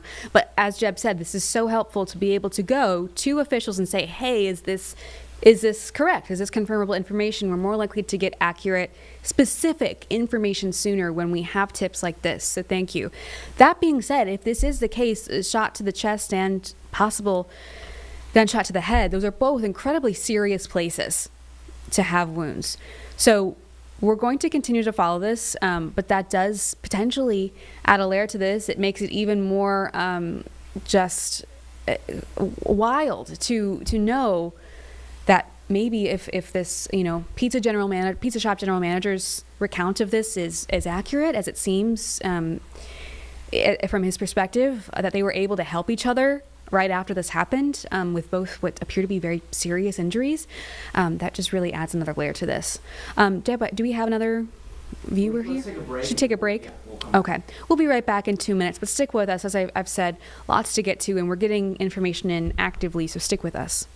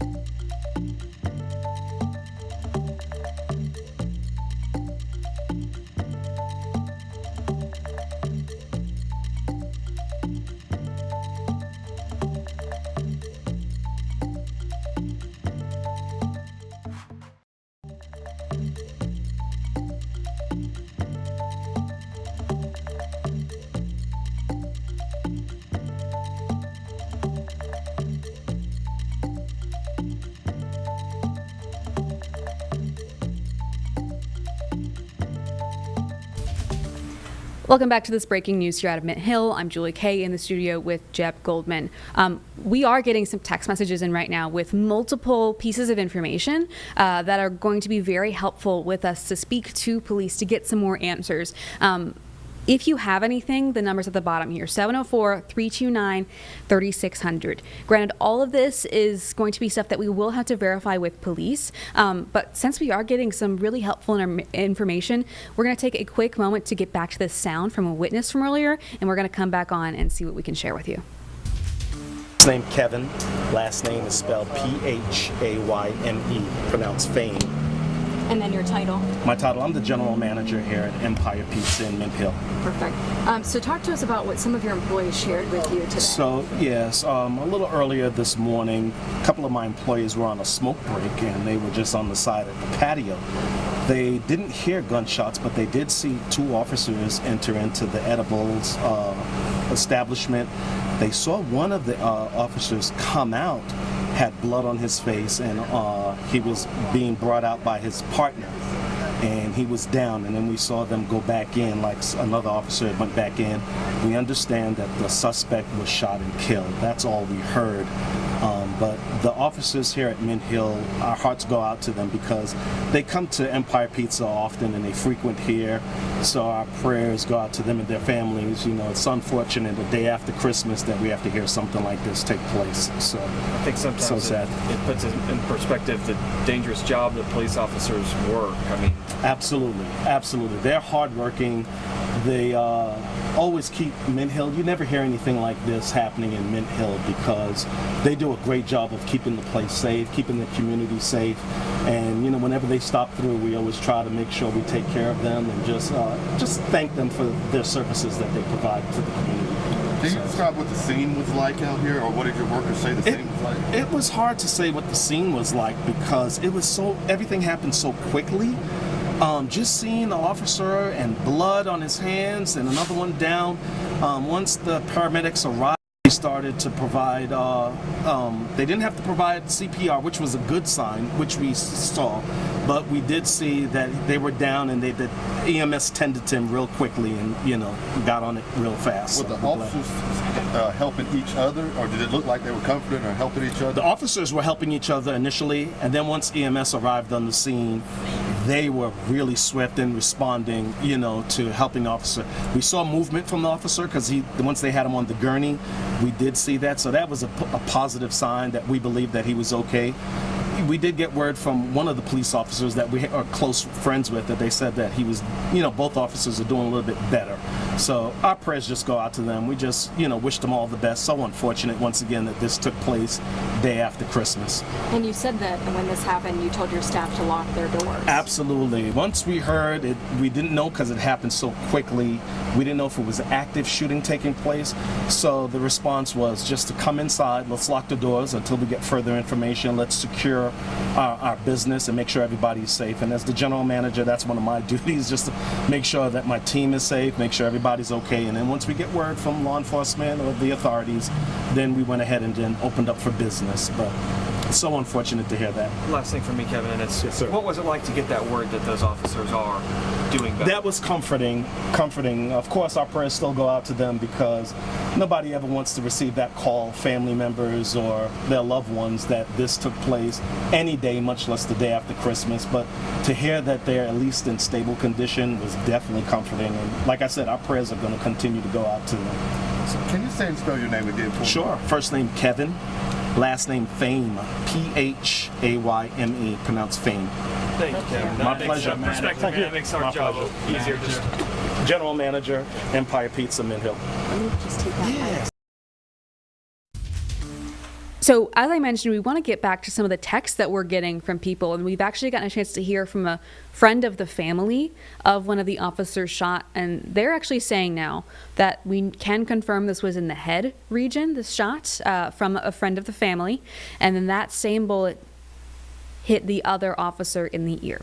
Now, again, just want to be very clear that we will have to, before we say anything officially happened, we will have to hear it from the SBI, from the Mint Hill Police Department, or law enforcement that is in charge of this investigation. However, I do want to say that does sound in line with what we're hearing from witnesses like Kevin there at Empire Pizza, who said he saw blood in the facial region of one of the officers. And if that is the case, a very scary wound to have, Jeb. Right, and to your point, it really does help us begin to paint the story of what appears to have happened, because what he described was that one officer came out with lots of blood, the other one with a little, tending to that officer.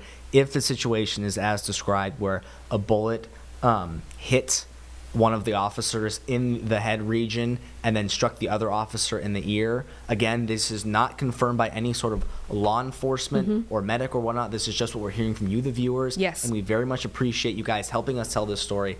If this is, in fact, what happens, it does make sense that one of those officers was able to actually tend to his partner as well. And, we send our thoughts and prayers. A very scary situation. But the last that we have heard from this source, and again, thank you so much for reaching out, Absolutely. is that both officers were communicating, that, and it kind of confirms what we had heard from the mayor early on, is that they are awake and alert.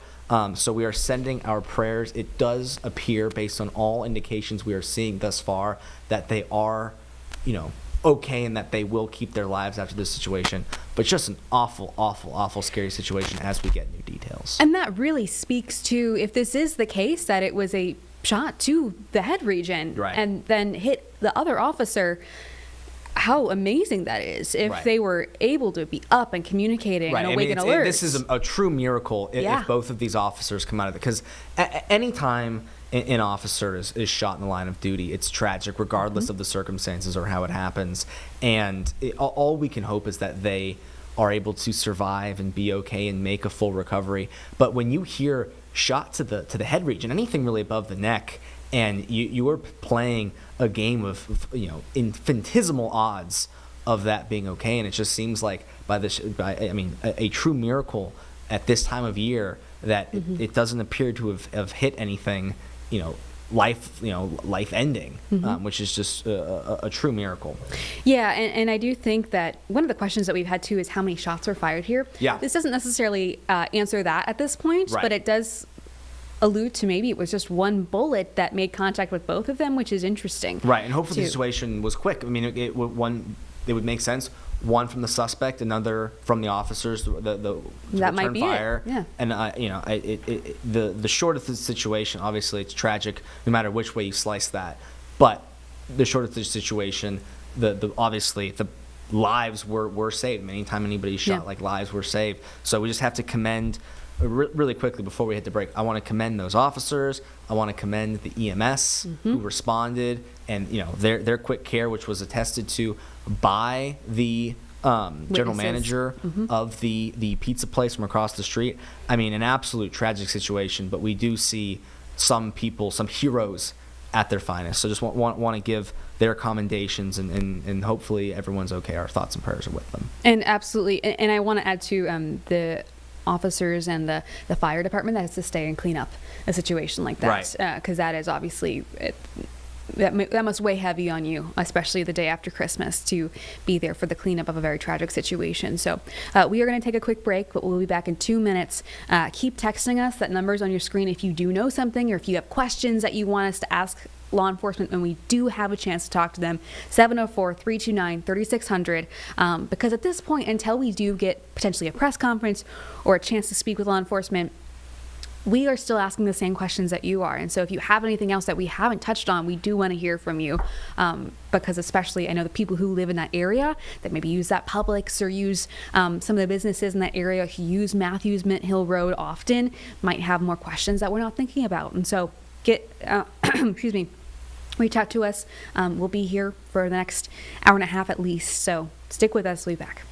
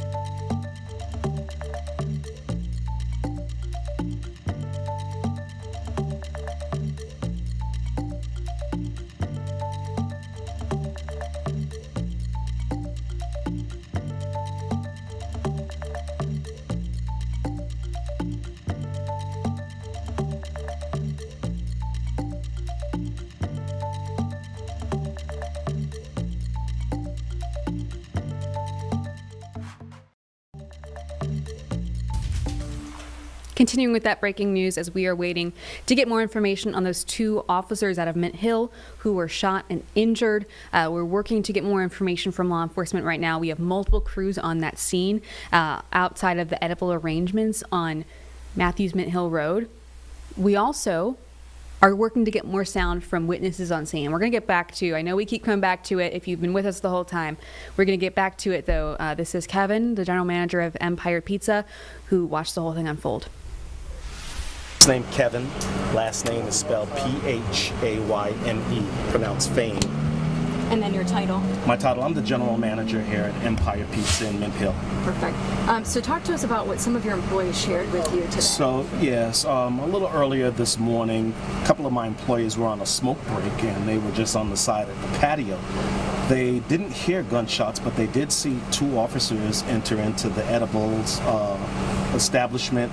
They saw one of the officers come out, had blood on his face, and he was being brought out by his partner. And he was down, and then we saw them go back in, like another officer went back in. We understand that the suspect was shot and killed. That's all we heard. But the officers here at Mint Hill, our hearts go out to them because they come to Empire Pizza often and they frequent here. So our prayers go out to them and their families. You know, it's unfortunate the day after Christmas that we have to hear something like this take place. So I think sometimes so sad. It puts in perspective the dangerous job that police officers work. I mean, absolutely, absolutely. They're hardworking. They always keep Mint Hill. You never hear anything like this happening in Mint Hill because they do a great job of keeping the place safe, keeping the community safe. And you know, whenever they stop through, we always try to make sure we take care of them and just thank them for their services that they provide to the community. Can you describe what the scene was like out here, or what did your workers say the scene was like? It was hard to say what the scene was like because it was everything happened so quickly. Just seeing the officer and blood on his hands and another one down. Once the paramedics arrived, they started to provide, they didn't have to provide CPR, which was a good sign, which we saw. But we did see that they were down and the EMS tended to him real quickly and, you know, got on it real fast. Were the officers helping each other, or did it look like they were comforting or helping each other? The officers were helping each other initially, and then once EMS arrived on the scene, they were really swift in responding, you know, to helping the officer. We saw movement from the officer because once they had him on the gurney, we did see that. So that was a positive sign that we believed that he was okay. We did get word from one of the police officers that we are close friends with that they said that he was, you know, both officers are doing a little bit better. So our prayers just go out to them. We just, you know, wish them all the best. So unfortunate once again that this took place day after Christmas. And you said that when this happened, you told your staff to lock their doors. Absolutely. Once we heard it, we didn't know because it happened so quickly. We didn't know if it was an active shooting taking place. So the response was just to come inside, let's lock the doors until we get further information. Let's secure our business and make sure everybody's safe. And as the general manager, that's one of my duties, just to make sure that my team is safe, make sure everybody's okay. And then once we get word from law enforcement or the authorities, then we went ahead and then opened up for business. But it's so unfortunate to hear that. last thing for me, Kevin, and it's Yes, sir. what was it like to get that word that those officers are doing better? That was comforting. Of course, our prayers still go out to them because nobody ever wants to receive that call, family members or their loved ones, that this took place any day, much less the day after Christmas. But to hear that they're at least in stable condition was definitely comforting. And like I said, our prayers are going to continue to go out to them. So can you say and spell your name again for me? Sure. First name Kevin, last name Phayme, P-H-A-Y-M-E, pronounced Phayme. Thank you, Kevin. My That pleasure, makes, man. perspective, Thank you. That makes our My job pleasure. easier. Just General Manager, Empire Pizza, Mint Hill. Let me just take that mic.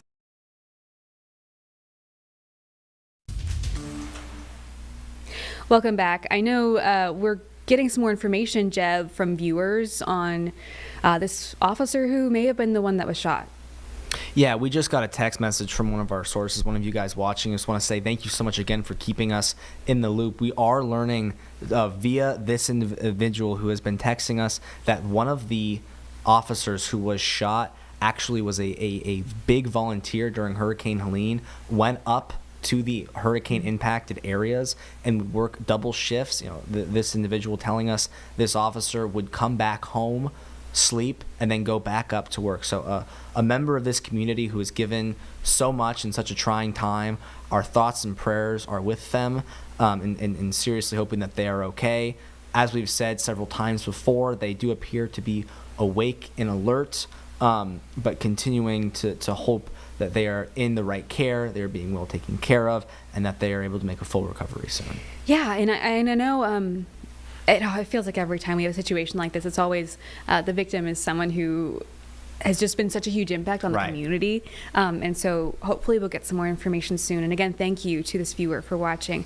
But I also wanted to say too, at this point, I know I keep saying, that we know that they were on their way to the hospital a while ago. And so at this point, we don't know, I'm sure they're at a hospital right now getting taken care of. We don't know what that recovery process looks like at this point. We don't know if that includes procedures. And again, the names are not public of the victims at this point, including we don't have the name of the suspect either, or the family involved in this initial child custody dispute. So there's still a lot of things that we need to know, and that's why we're so grateful to this viewer for letting us know what they're able to, this friend of the family, because I know, of course, we want to respect the privacy of the family too before this is publicly released in terms of the names, but to add to kind of, as Jeb and I have been saying, paint the picture of what happened here, this is very, very helpful. I know we've gotten a lot also from our Congress people, from people in state senates, from state representatives. This, though, is from Senator Tom Tillis. He is, of course, one of our 2 state senators right now representing North Carolina at the Capitol. He says, Susan, his wife, and I are praying for the Mint Hill police officers who were shot in the line of duty. Our hearts are with their families and fellow officers. God bless all those who serve and protect. And again, he mentioned fellow officers too, and I just want to say again how stressful and overwhelming this must be for other officers, not just knowing that there was an officer-involved shooting. Of course, their families must be very nervous, but also knowing that these are likely their friends and people that they spend a lot of time with, and so our hearts are with them as well. Also hearing from Representative Pat Harrigan, who represents the 10th District of North Carolina in the U.S. House of Representatives. He echoes a very similar message, praying for the 2 Mint Hill police officers and their families today. This is a painful reminder of the risks our officers take to protect their communities. And then our state representatives as well. This is from Tricia Cotham. She represents an area nearby. My heart is with the Mint Hill Police. I'm closely monitoring the situation, and I'm in contact with authorities. I ask for your prayers for all. Now, interesting about this statement, too, is that she actually released this before we had the press release from Mint Hill Police, and that's why this one is a little bit vague in terms of the situation, because she wasn't able to confirm anything publicly either. And as Jeb has mentioned too, kind of peeling the curtain back a little bit into our process and the process of other officials and people who can speak publicly, it is difficult to walk the line of, yes, we all want information and we all have questions, but also some things are only available to us right now because that is what is appropriate for the investigation. Sometimes releasing all the information too early can hinder an investigation. And I mean, the last we've seen from the crime scene is they are still actually cleaning up right now. It appears that this was, to some degree, both inside the business and outside the business as well. And so it seems like there's kind of a large area that they're going to have to investigate, take pictures of, we've seen, clean up, gather evidence from, and keep closed for probably a significant amount of time in this like rather busy area of Mint Hill. And so there's a lot of things at play here. I know we also have a very short statement from the Charlotte Mecklenburg Fraternal Order of Police. Our prayers are with the injured officers and the Mint Hill Police Department, of course. They reposted one of the press releases about the investigation. Of course, as we mentioned before, the State Bureau of Investigations was called in to help. They are leading that investigation. That is who we've really seen for the most part when we go to images of the scene. We've really been seeing a lot of State Bureau of Investigations, and that's very notified by their clothing, not just the logos, but on the back. They often show SBI. Also, the fire department's still there. So there's multiple crews on scene, although SBI is leading it, and that is who we are expecting our next update from. But if we are to get the names of the police officers involved confirmed, that might be through Mint Hill PD. So we are going to take a quick break, but I think we're getting some new video of the scene into our newsroom. And so stick with us. We'll have that as soon as we can after the break.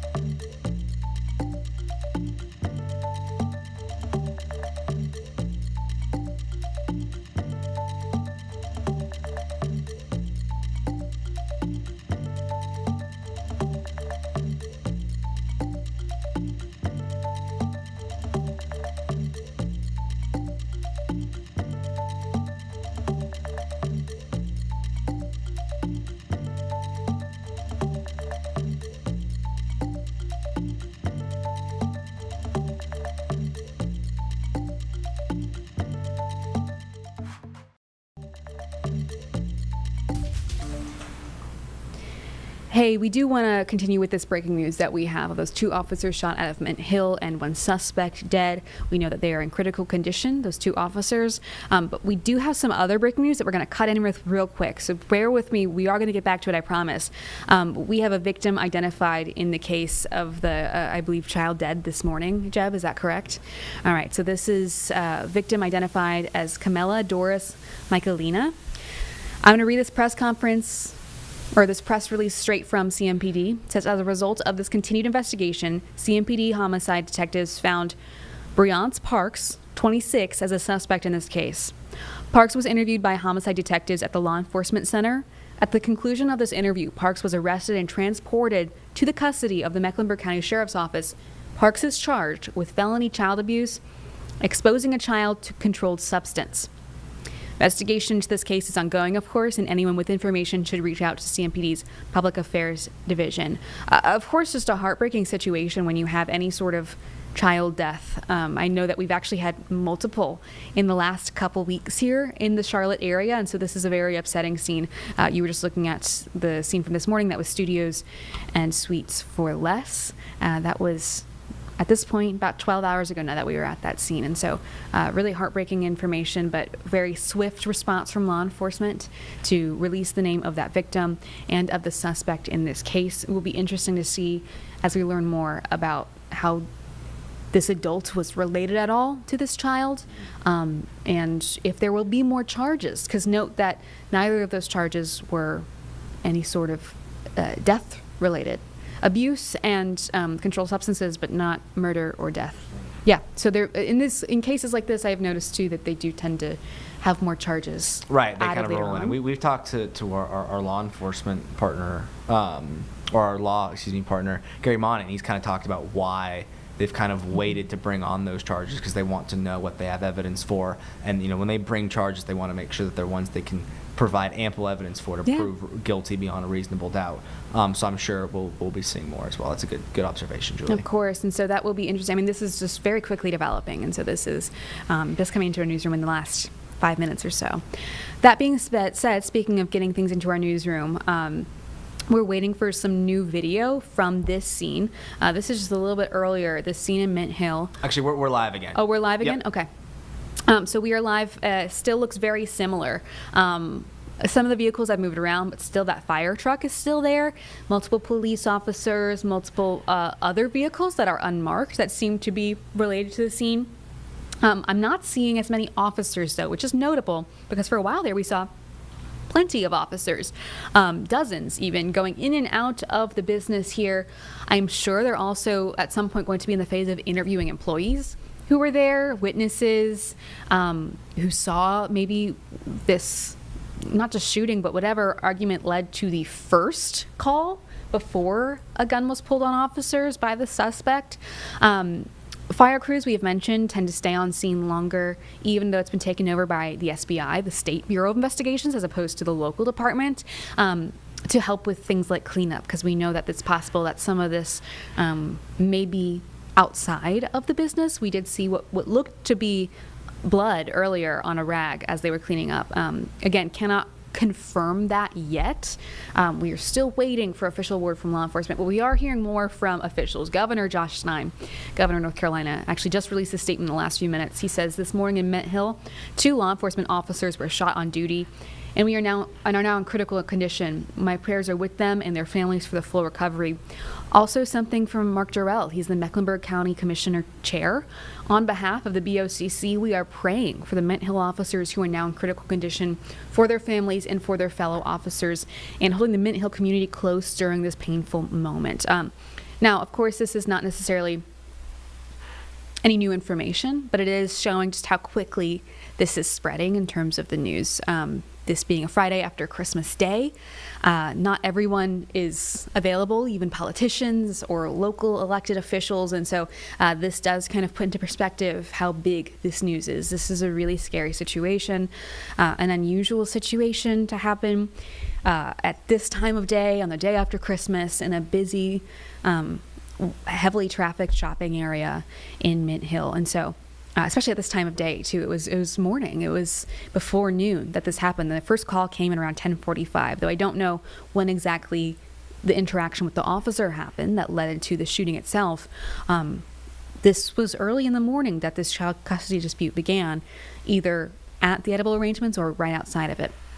We're going to take a quick break, though, and get back hopefully soon. We're going to have more information on not just the officers themselves, but I know one of our photographers that is now on scene is flying a drone in the area to maybe give us a different perspective on what it looks like there, what the latest is on how many officers are there, because I know having just one static camera shot is helpful to kind of see how the scene progresses, but to be able to get an overview of not just the scene but where it is, I think it'll really show us how unusual it is to have this in a pretty busy area. So stick with us, but we'll be back in 2 minutes and we will get that new video pretty soon.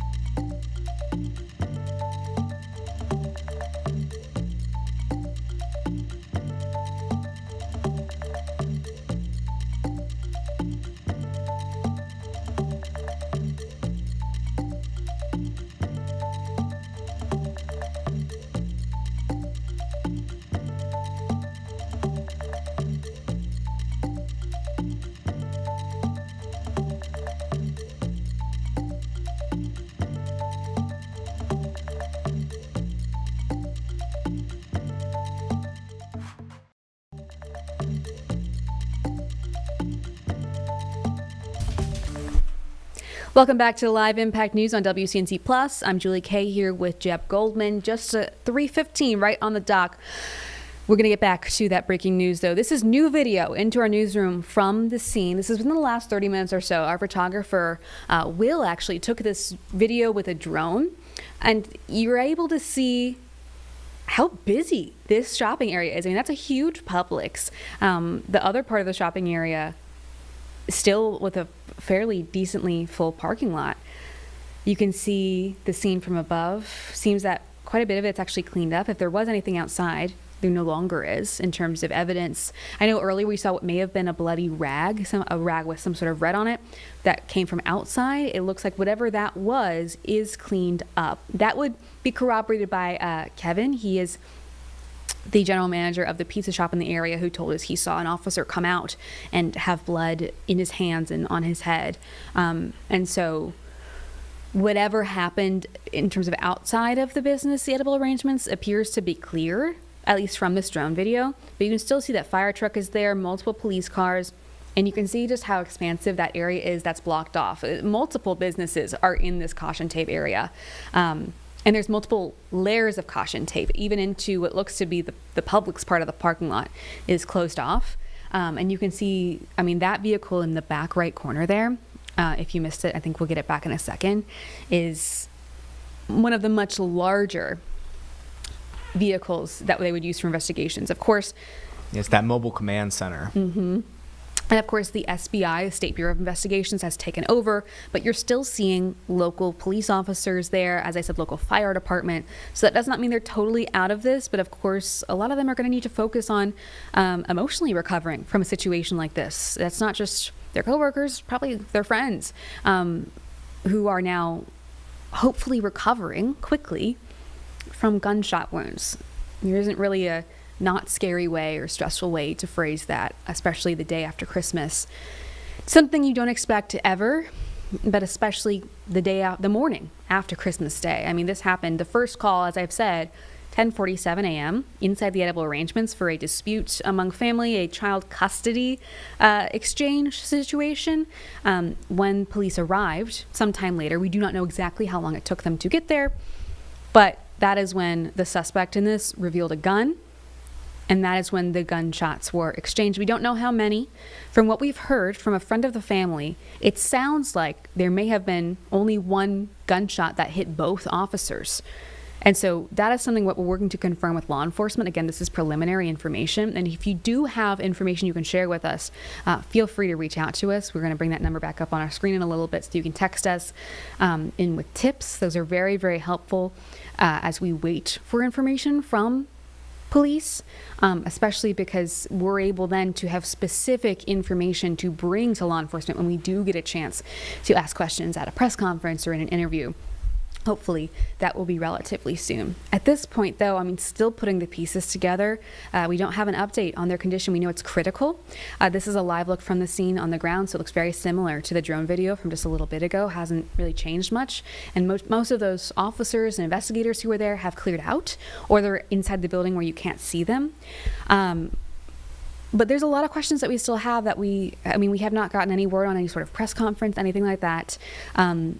If it were the local police department that were investigating, that would be a little bit more abnormal. But the SBI, of course, a state agency, might take a little bit longer to have something like that. And so we are left with all these questions.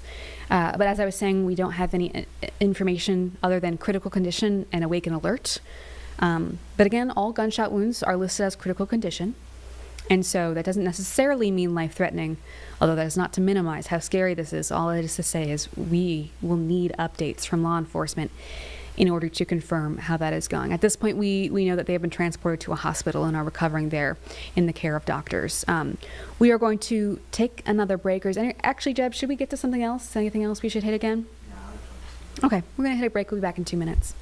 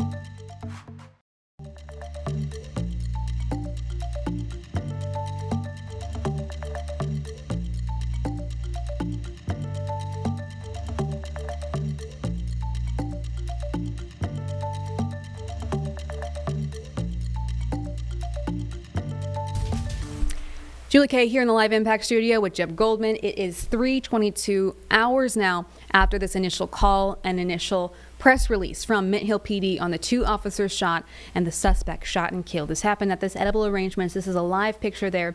This scene has been the same for a while now. Fire trucks, some police vehicles, SBI is there off camera. Also right off camera is the Publix. So this is a very busy shopping mall in the Mint Hill area. This is Matthews Mint Hill Road. So this is an important intersection that people will really want to stay away from, not just for the sake of they're blocked off, but also give officers their space as they investigate here. We also have some new drone video that I want to get to, if that's okay, Jeb, because this is really a similar view. This is from about 30 minutes ago, probably at this point, with the time it took for them to, cut it and send it back over. But it gives you a bigger picture of the region here. Like I said, the Publix is there. In the back corner, you can see that larger vehicle that they use for more serious situations like this. We've seen them collect evidence. We've seen them go in and out of the building with gloves on, with equipment.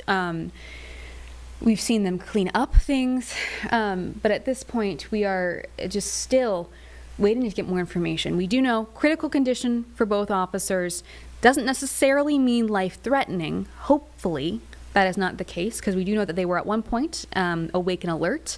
In fact, we heard from witnesses that they were actually helping each other outside of the business as they were waiting for EMS, which I've heard was also very swift on the scene to help get them the help that they so urgently needed. But we are seeing for sure less officers than before. Again, this initial call happened at 10:47. We don't know how quickly police were on scene after that initial call. So we don't know when exactly the shooting part of this interaction happened. We know it was initially a child custody exchange dispute. However, we know at least since we got the press release from Mint Hill PD confirming the rumors we heard online, it's been about 3 hours, almost actually to the dot. So we've been in here, Jeb and I, ever since, reiterating a lot of information, but we know that we have people joining us all the time, and so that's why we are continuing to reiterate what we know, reiterate what we do not know yet, and the best piece of information that we've gotten so far, the most notable, number one, we've had a friend of the family, reach out to us and say that from their understanding, it was one bullet that hit both officers in the facial region and then hit the other officer in the ear, which would line up with the sound that we're about to hear in a moment now from one of the witnesses, which is the other best piece of information that we have to paint the picture here. One of the general managers of a nearby business spoke with us right after this happened, explaining what he saw. Now, again, both of those pieces of information we have not confirmed with law enforcement. We have not heard from law enforcement about any sort of press conference where we're going to get a chance to ask these questions, because that's really what we're missing at this point.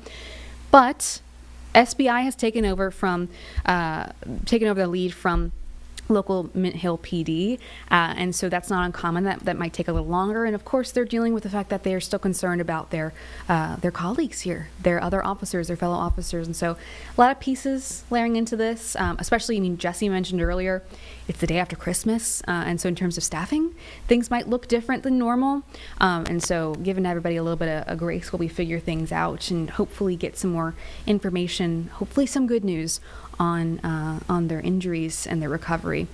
Yes, Jeb? So I want to bring everyone's attention to this video right now. You see in the kind of the back of the video this SBI mobile command center. It's that big truck facing towards that Publix, towards the Edible Arrangements.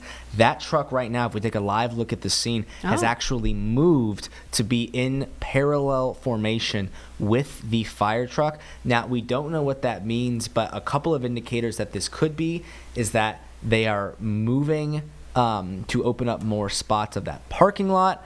We're seeing it move now. It also could be that it's leaving the scene, meaning that they have gathered all of the evidence that they are going to be worked on in that command center and are now going to be looking at it back at their base. But what I will tell you is it does seem that it means we will be closer to an official update from law enforcement soon, hopefully. That is, and Jeb, thank you, because that is a very helpful, timely information to be able to see it drive away live. That is a good sign that we're closer to getting some more information. But a scene like this has a lot of evidence.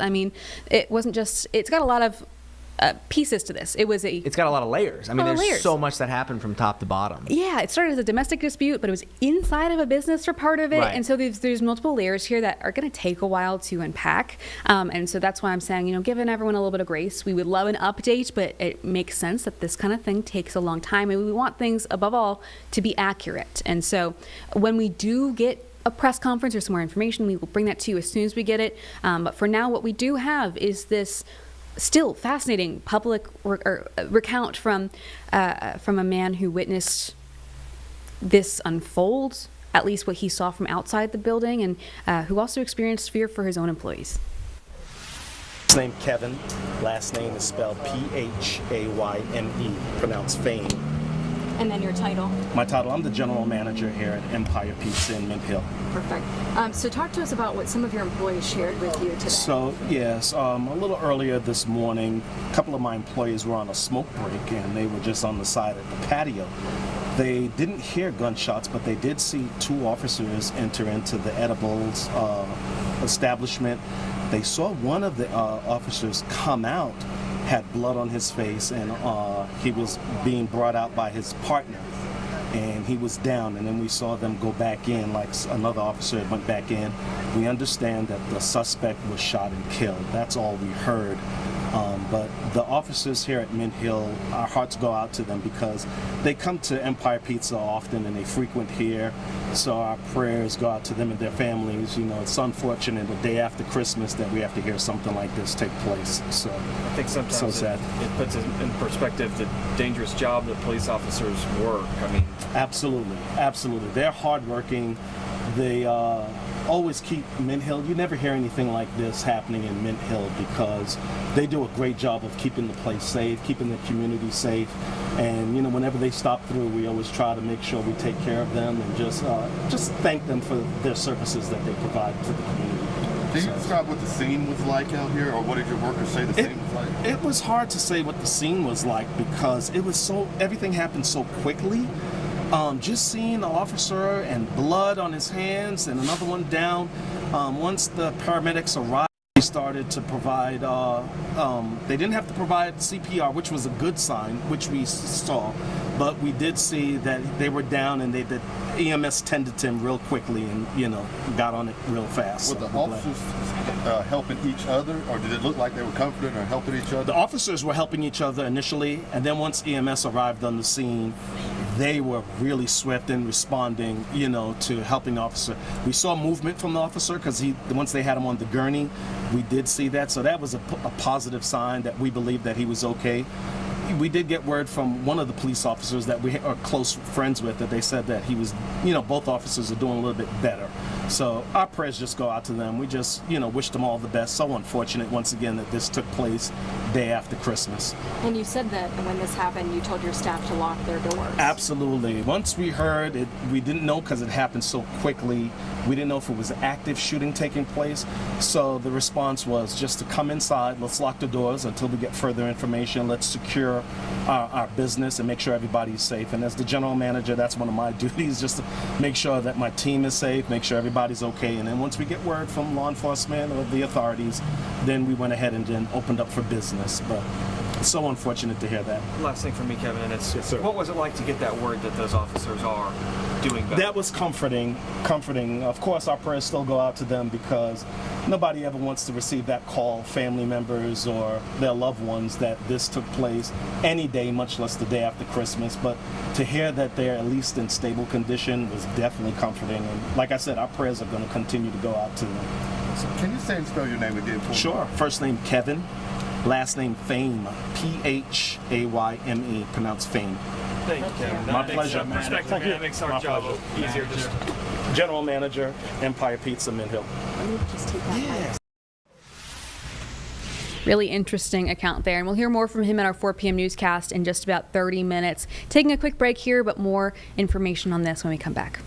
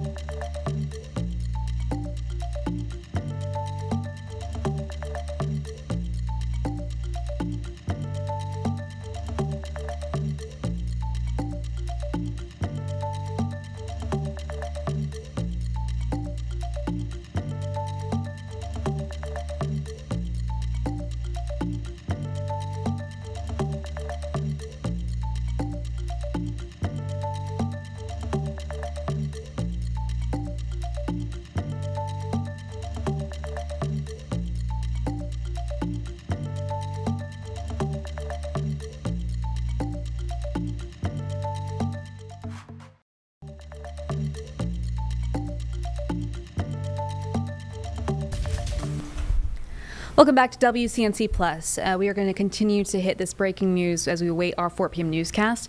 This is another live look at the scene. So Jeb earlier mentioned that we got a chance to see the SBI's unit move. What was that unit called, Jeb? The SBI Mobile Command Unit. Yeah, and so that's where they do a lot of their investigating. That's where they harbor evidence until they're able to move it to their larger facility. It was in the parking lot for a long time, as we saw in this video, our drone video. You can see it over there in the top right corner. And so we actually got a chance to see that move in front of our live camera and drive away, which is a good sign, meaning that, you know, maybe they've collected all the evidence that they need at this point to go back and start investigating, because what I know everyone really wants is an update on what happened here. But as I have kind of said throughout this newscast, this live stream, 3 buckets of information that we want. Number 1 being, how are the officers doing? Number 2 being, what happened here? What led up to this? Number 3 being, how is the family? The suspect is dead. The suspect who police say initially pulled a gun on the officers leading to this shooting.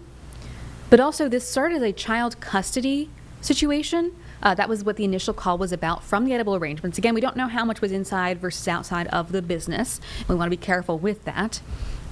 But that means that there was likely a child present, as well as another parent involved. Even State Senator Woodson Bradley commented on one of the press release posts on Facebook saying, you know, my heart goes out to the mother who was likely dealing with an abusive situation.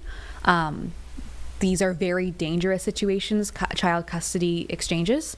Very dangerous situations when there is violence in the household, violence in the other parent's household.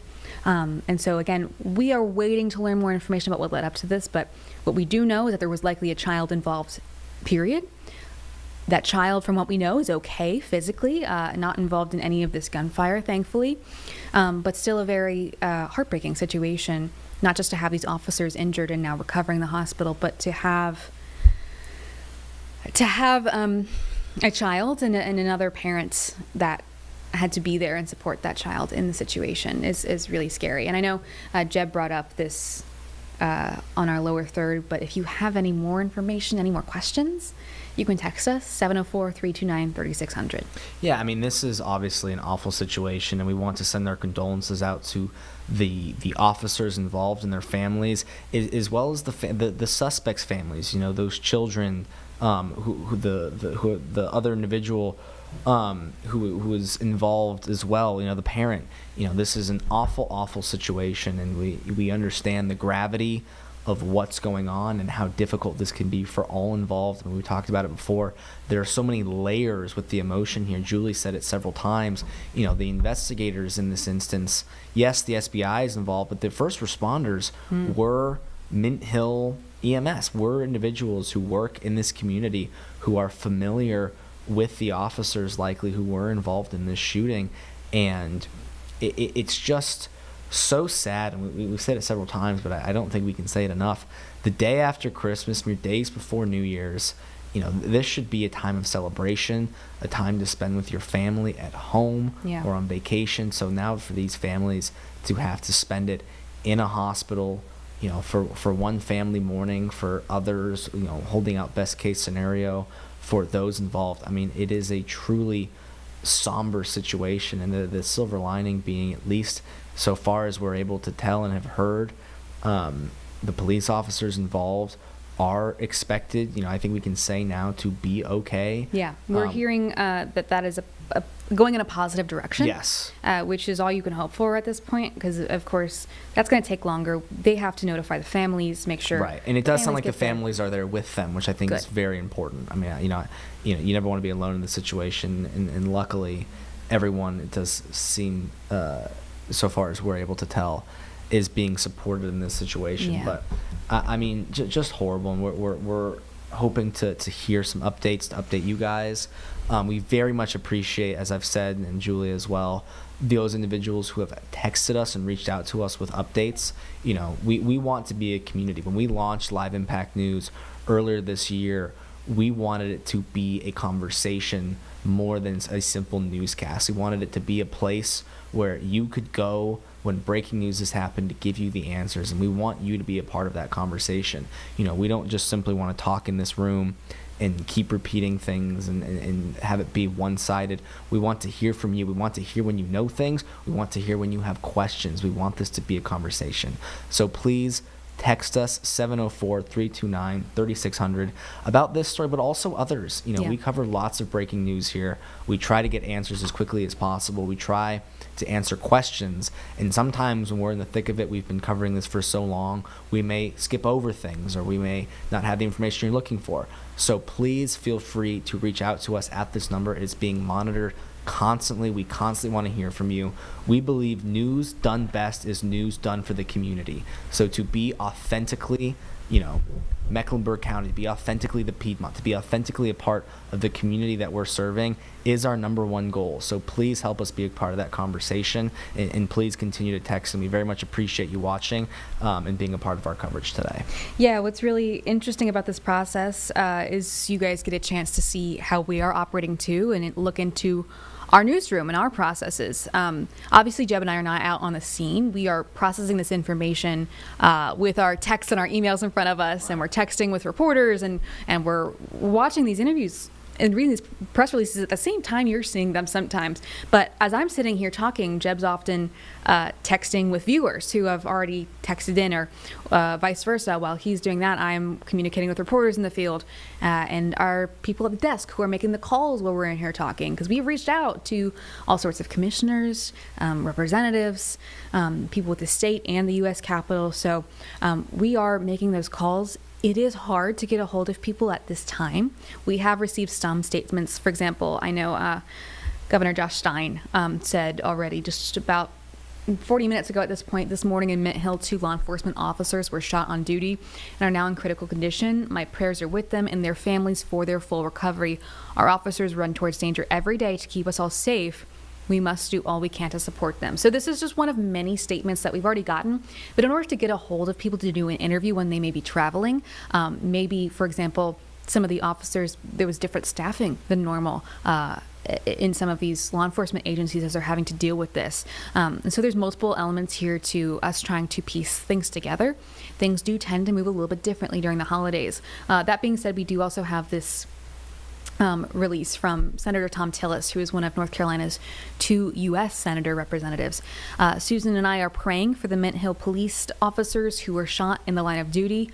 Our hearts are with their families and fellow officers. God bless all those who serve and protect. And then from Representative Pat Harrigan, a congressman also at the U.S. Capitol for North Carolina, he says, praying for the 2 Mint Hill police officers and their families today. This is a painful reminder of the risks our officers take to protect their community. We're hearing very similar things here about not just my prayers are with the officers and their families themselves, but also the whole police department. Can you imagine how stressful this is for the other officers? Thinking about their colleagues, I'm sure they're often very close because of the nature of the stressful job. And then to have to go and investigate this, of course, along with the SBI on top of that, very, very stressful. But also the angle of this being one of the risks that our officers take. Not something you expect any time, especially the morning after Christmas. But that is unfortunately one of the risks of the job. And that is one of the things that our lawmakers continue to acknowledge as we deal with this incredibly tragic situation. Again, good news that we're hearing largely from our viewers that know the people, from witnesses there who say no CPR was needed. They were awake and alert. The mayor of Mint Hill even telling us a couple hours ago that they were awake and alert, both officers. And so that is some semblance of good news. Of course, we want more information when that is appropriate and available to share. We're seeing a little bit more movement here, not much, just an officer walking around the scene that is still blocked off. You can see a couple more in the right side of the screen walking away, but it has calmed down quite a bit since we initially brought this to you. There were dozens earlier. Mm-hmm. I mean, there were dozens and dozens. A massive response. Naturally, a massive response. But I'm actually curious if some of these are about to start driving away because I see them approaching cars. And so we're going to take probably a quick break here, but I'm curious if when we come back, this scene will look a little bit different because I see them. Yeah, only a couple cars left, and of course that crime scene tape I think will be there for a while, and I imagine some of the businesses here will be closed for a while. But yeah, lots of questions remain, and a lot of time still left before I think we figure some of this out at this point, given the nature of the holiday. So stick with us. We'll be back in 2.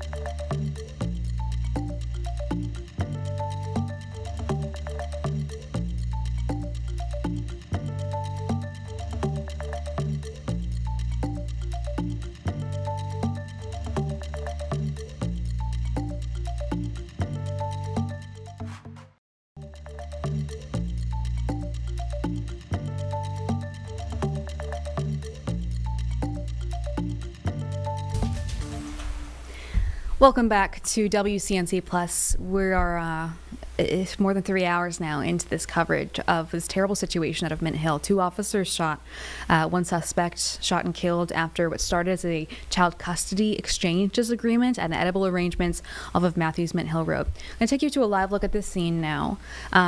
This doesn't necessarily look any different than I did before. I was curious if, because I saw some officers moving around what looked to be towards their cars, I was curious if they were about to leave, because we have seen this scene clear out quite a bit since the initial call, or the initial time that we got there. Initial call for that original domestic dispute was 10:47 this morning from the edible arrangements. Then at some time later, we don't know how long, those 2 officers got there, and that is when the suspect pulled a gun. And that is when the shooting took place. We have actually gotten, we have some new information from Mint Hill right now. Both officers are transported to local hospitals where they're now in stable condition. The incident remains under active investigation and additional information will be released tomorrow. That is good news. Stable condition is good news. That is the best news we can receive at this point. I mean, 2 gunshots, or a gunshot wound for 2 officers. Stable is the best you can ask for at this point. Helpful to get that information, so thank you to Mint Hill Police Department that I know is also dealing with the fear of their own officers being shot. And also good to know that the next update we're going to get likely will be tomorrow. Now, we may get more information from the SBI, the State Bureau of Investigations. You saw that big truck earlier. Actually, if we had that drone video, Jeb, I'd like to play that again because that shows a little bit more of the scene. He's pulling that up now. And that big SBI, in the top right there, you can see it in the parking lot. Massive vehicle. That's where they go through their evidence on scene before taking it back. Now, it has left, as Jeb pointed out, which means that it's likely on the way to get looked into further at their larger static facility, which is a good sign in terms of things moving forward in this investigation. But other than if we don't get anything from the SBI tonight, which I don't necessarily anticipate we'll get a press conference, maybe some news, but not a chance to speak with anyone. Next that we will likely hear is from Mint Hill PD. But SBI, as I said, took over the investigation, at least the lead. I'm sure they'll be getting help from other investigators. You're seeing also on scene still that fire truck you're seeing in the drone video. This is from about 45 minutes ago now. But that fire truck is still right there and some of those cars behind. Of course, this road's still being blocked off, so avoid this whole area. If you're not familiar with the edible arrangements, you can see it's next to the Publix in this area. And so definitely somewhere to avoid right now. I know a lot of people, maybe the day after Christmas, would be wanting to go, get their normal groceries, get back to their normal life. Unfortunately, for people in this area, you will still want to stay away from here for a while. Give the investigators their space as they deal with a really difficult situation.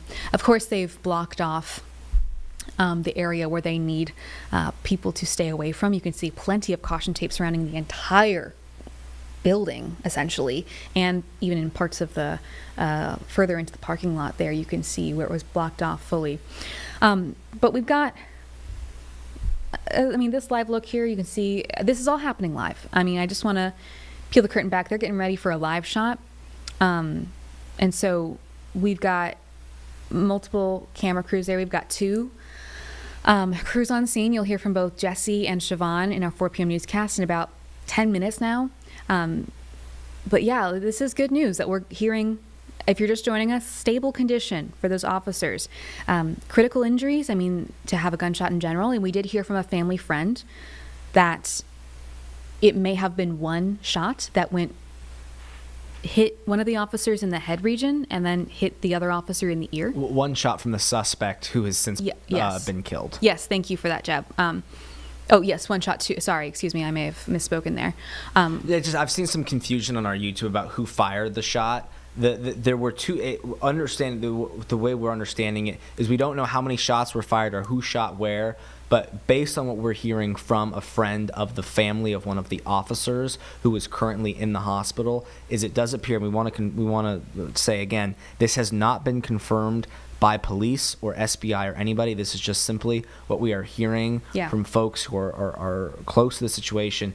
Is it appears the suspect fired a bullet, a single shot that hit both officers in different parts of their body close to their head. And again, we are still working to confirm this information. This is just what we are hearing from reports, but on Live Impact News, we bring you raw, unedited news as it happens. The best we can do is keep you privy to that information as we get it. And of course, any information that is finalized or confirmed, we will bring that to you the second we get that. Yeah, and thank you, Jeb. That's very helpful context because he's also reading the comments, whereas I'm just kind of riffing and reading the information as we get it. That being said, as you said, we'll let you know if something is finalized. Stable condition, that is from Mint Hill PD. And so that is the first update officially that we've gotten, because it really has been just Jeb and I in here hypothesizing and working with what we do know and reading statements from either from the governor, from Congress people, reading viewer comments that some of them know the families involved, which is very helpful. You can still see some investigators there on scene, our camera crew zooming in. That being said, we have also heard from some witnesses. I think one last time before we go to the 4 p.m. newscast, let's play the sound back from Empire Pizza, the general manager. This is the most telling, I feel, information we've gotten from a witness so far. His name Kevin. Last name is spelled P-H-A-Y-M-E, pronounced Phayme. And then your title? My title, I'm the general manager here at Empire Pizza in Mint Hill. Perfect. So talk to us about what some of your employees shared with you today. So, yes, a little earlier this morning, a couple of my employees were on a smoke break and they were just on the side of the patio. They didn't hear gunshots, but they did see 2 officers enter into the edibles establishment. They saw one of the officers come out, had blood on his face, and he was being brought out by his partner, and he was down, and then we saw them go back in, like another officer went back in. We understand that the suspect was shot and killed. That's all we heard. But the officers here at Mint Hill, our hearts go out to them because they come to Empire Pizza often and they frequent here. So our prayers go out to them and their families. You know, it's unfortunate the day after Christmas that we have to hear something like this take place. So I think sometimes so sad. It puts in perspective the dangerous job that police officers work. Absolutely, absolutely. They're hardworking. They always keep Mint Hill. You never hear anything like this happening in Mint Hill because they do a great job of keeping the place safe, keeping the community safe. And, you know, whenever they stop through, we always try to make sure we take care of them and just thank them for their services that they provide to the community. Can you describe what the scene was like out here, or what did your workers say the scene was like? It was hard to say what the scene was like because it was everything happened so quickly. Just seeing the officer and blood on his hands and another one down.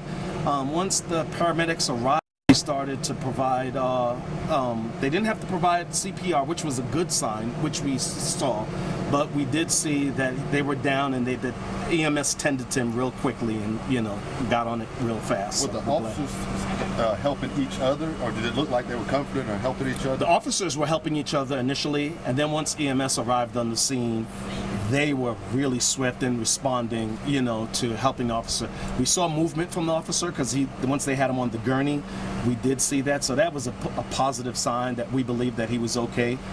We did get word from one of the police officers that we are close friends with that they said that he was, both officers are doing a little bit better.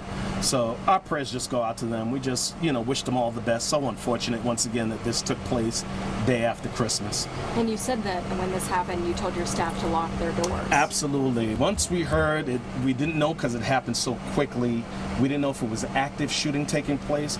So the response was just to come inside. Let's lock the doors until we get further information. Let's secure our business and make sure everybody's safe. And as the general manager, that's one of my duties, just to make sure that my team is safe, make sure everybody's okay. And then once we get word from law enforcement or the authorities, then we went ahead and then opened up for business. But it's so unfortunate to hear that. Last thing for me, Kevin, and it's Yes, sir. what was it like to get that word that those officers are doing better? That was comforting.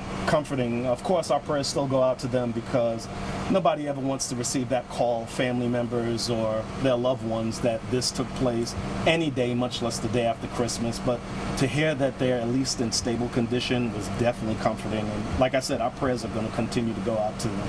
So can you say and spell your name again for me? Sure. First name Kevin, last name Phayme, Phayme, pronounced Phayme.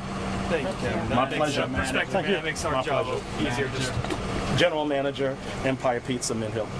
Just take that.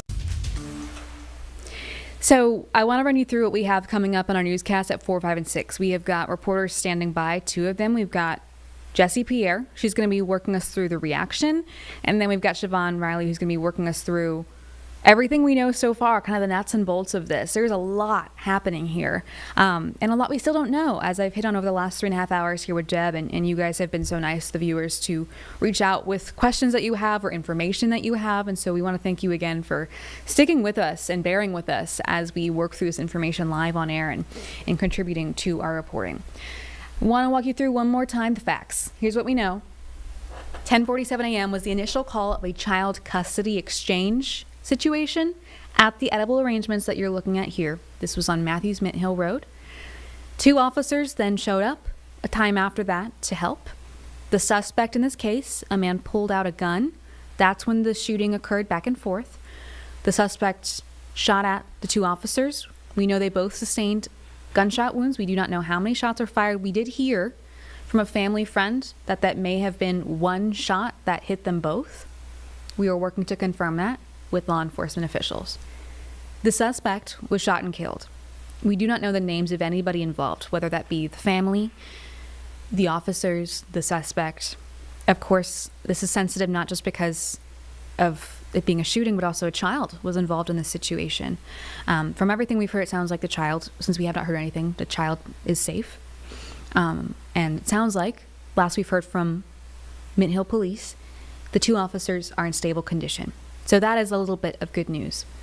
As we continue this investigation, we know the SBI, State Bureau of Investigations, has taken over the lead of this investigation for the most part. But as you can see, this video is just from the last 45 minutes or so, this drone video.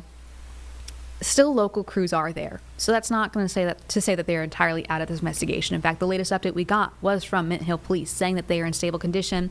They also said that the incident remains under investigation and additional information will be released tomorrow. And so that to me says we probably are not going to get any sort of press conference that we were hoping to get.